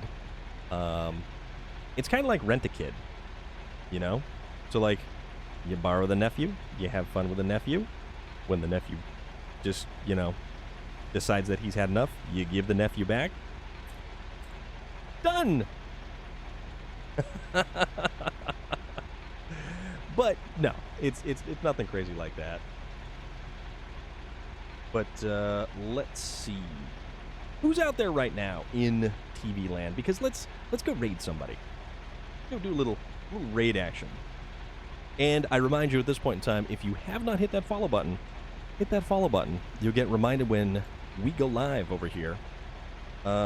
Which, for the most part, usually throughout the week. We're going to consider possibly throwing in King of 409. Thank you very much. It is super appreciated. We're going to start thinking about adding maybe something on the weekends, possibly on a Saturday, maybe on a Sunday, a different game. We're thinking about maybe getting back into Assassin's Creed Valhalla, because we've got the DLC that we just hit the tip of, and we never really kind of got much further in. So, with that said, maybe not this weekend, because I'm actually working tomorrow like a chump, but that's beside the point. We won't really get into that. How about, let's find somebody to raid. Let's see who is out there right now doing stuff. And if anybody has any suggestions for who to raid, throw them my way. We'll figure somebody out. We'll find somebody. Because I see Morpheus Simulations is online again. He's playing American Truck Simulator. And Morpheus is a super good dude. And American Truck Simulator, kind of same, but kind of different. So if you still like big trucks hauling cargo, but they're more like over-the-road type trucks. So it's a lot of Cirque Lunicus. How are you, my friend? I hope you are well. And if you have not followed our delightful friend of the channel, Cirque Lunicus, that is him right there. You did just come right in at the end. That is the game that you were playing that caused you much stress and aggravation. But you were last seen playing Real Mist, Masterpiece Edition. Holy crap. Holy crap. Mist is a hell of a throwback, my dude. And that video is very, very behind. No, I remember that one. That was from a while ago, dude. Mirror's Edge. Thank you very much. That is the one that you had the infamous crotch shot on. You learn the skill of the crotch shot. And if anybody wants to know what that is, there are clips of it over on his channel. All right, then. You have a nice evening. Stay safe out there. Still going to be in that raid. Yeah, we're going to figure out somebody to raid. Andy, thank you very much. Sergeant Rusty, thank you so much for the raid. As always, it is a pleasure. An absolute pleasure. Pleasure. Words are difficult at this point in time in the evening, but as we wind down, we reflect back on the delightful, wonderful, stressful situations that we have gone through and slogged through. So, maybe Morph is our man for this evening. You guys probably still know him. He's a good dude, though. Morph is actually a really, really super good dude.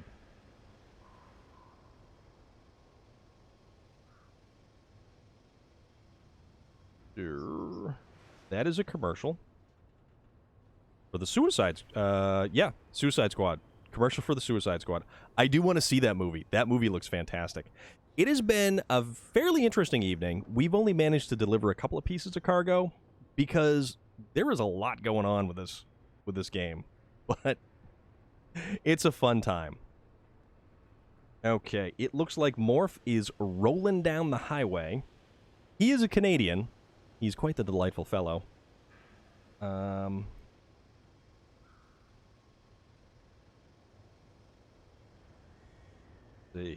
Let's see who else. Well, we did raid Morph just the other night, so let's see.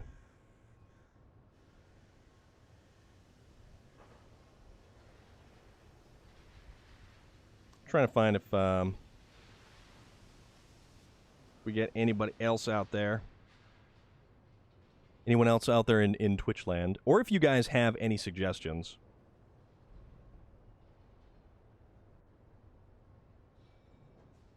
Or if we get So I will probably be back on Monday. We'll fire it all back up again on Monday. We did get online early today, and we went almost hit that 4-hour mark. Friend who's having a rough night streaming. If you're yes, Cirque Lunicus, let's do that. Throw me that name. Hit me with that. Hit me with that information there, dear sir. No. Cirque Lunicus, that is what we want to do. We want to do fun stuff like that. We want to have good times like that. We want to just be generally overall positive about the whole situation. So if a raid will definitely brighten someone's day, we could do that.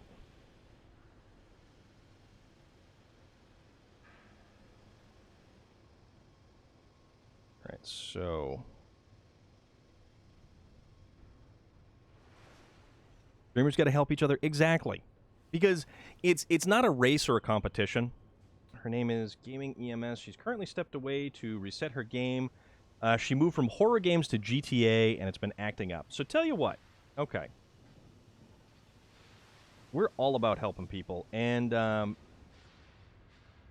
he's an awesome friend, super positive and friendly. And that's what we like. We're all about that right here. Okay? Because, guys, if you can't be positive, if you're always going to be miserable, then, you know, what's the sense? Why be grumpy and grouchy and unhappy and just not digging things? So,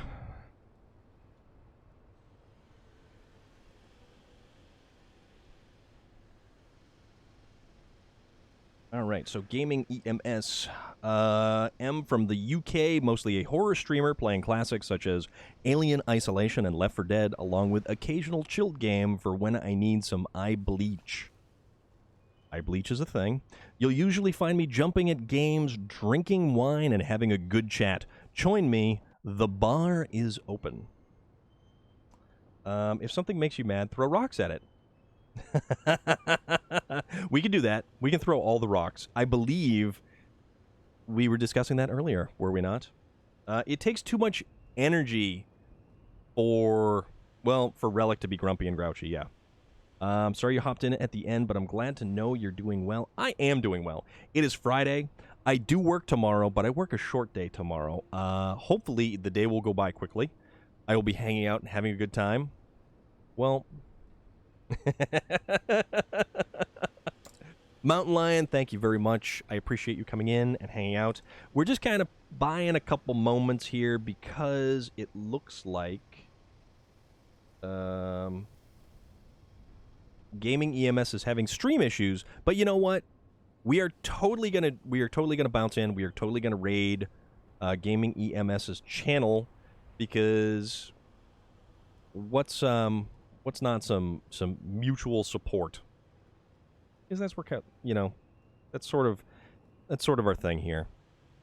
We like everybody, and there are very few people that we don't like. See you Monday when you're back up. Beast of Time, thank you very much for that. Super appreciate it. Mountain Lion, really, man. Absolutely great. So, why don't we... Although that is a picture with a PlayStation controller. Let's see what the hardware is. Specs. Nope, that's a computer. Computer with a PlayStation controller. Okay. I kind of like streaming with a PlayStation. I'm not going to lie. I wasn't talking to you, Alexa device. No, you didn't hear your name. Man, that thing's nosy. Andy, be good. Streamlabs has been kicking all our bums tonight.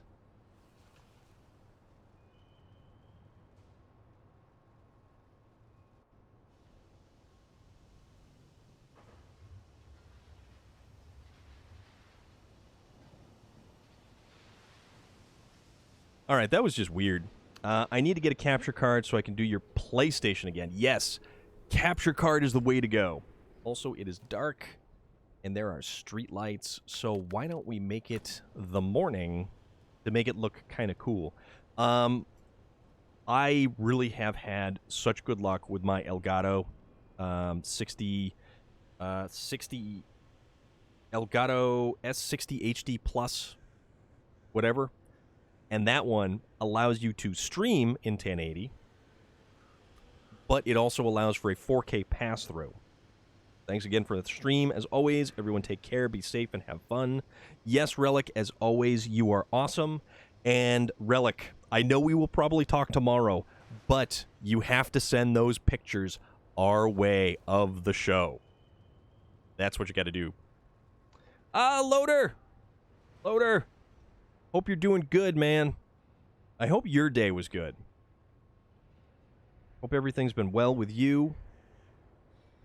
Yeah, we're just kind of, you know what? This is the wind down. This is the chill out. This is the wind down.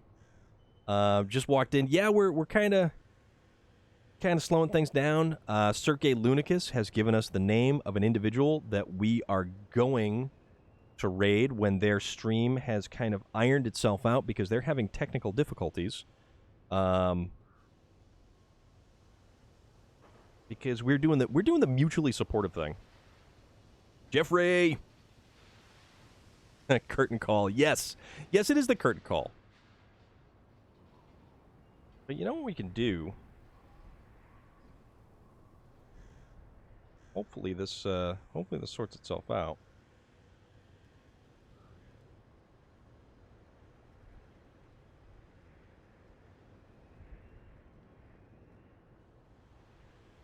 So let's see. The About Me. Hi. Or no, excuse me. Hey, I'm M.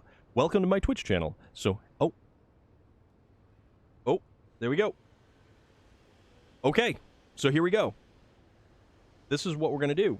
So her stream is back up and running again. So we're going to go raid Gaming EMS, who's going to be doing something. So we're going to go do that. So guys, thank you again. We're going to be back Monday. Enjoy your weekends. We've got the Discord. Don't forget about that. Have a great one. Enjoy. It's Friday. We're right on the cusp of the weekend. Enjoy it. Take care, everybody.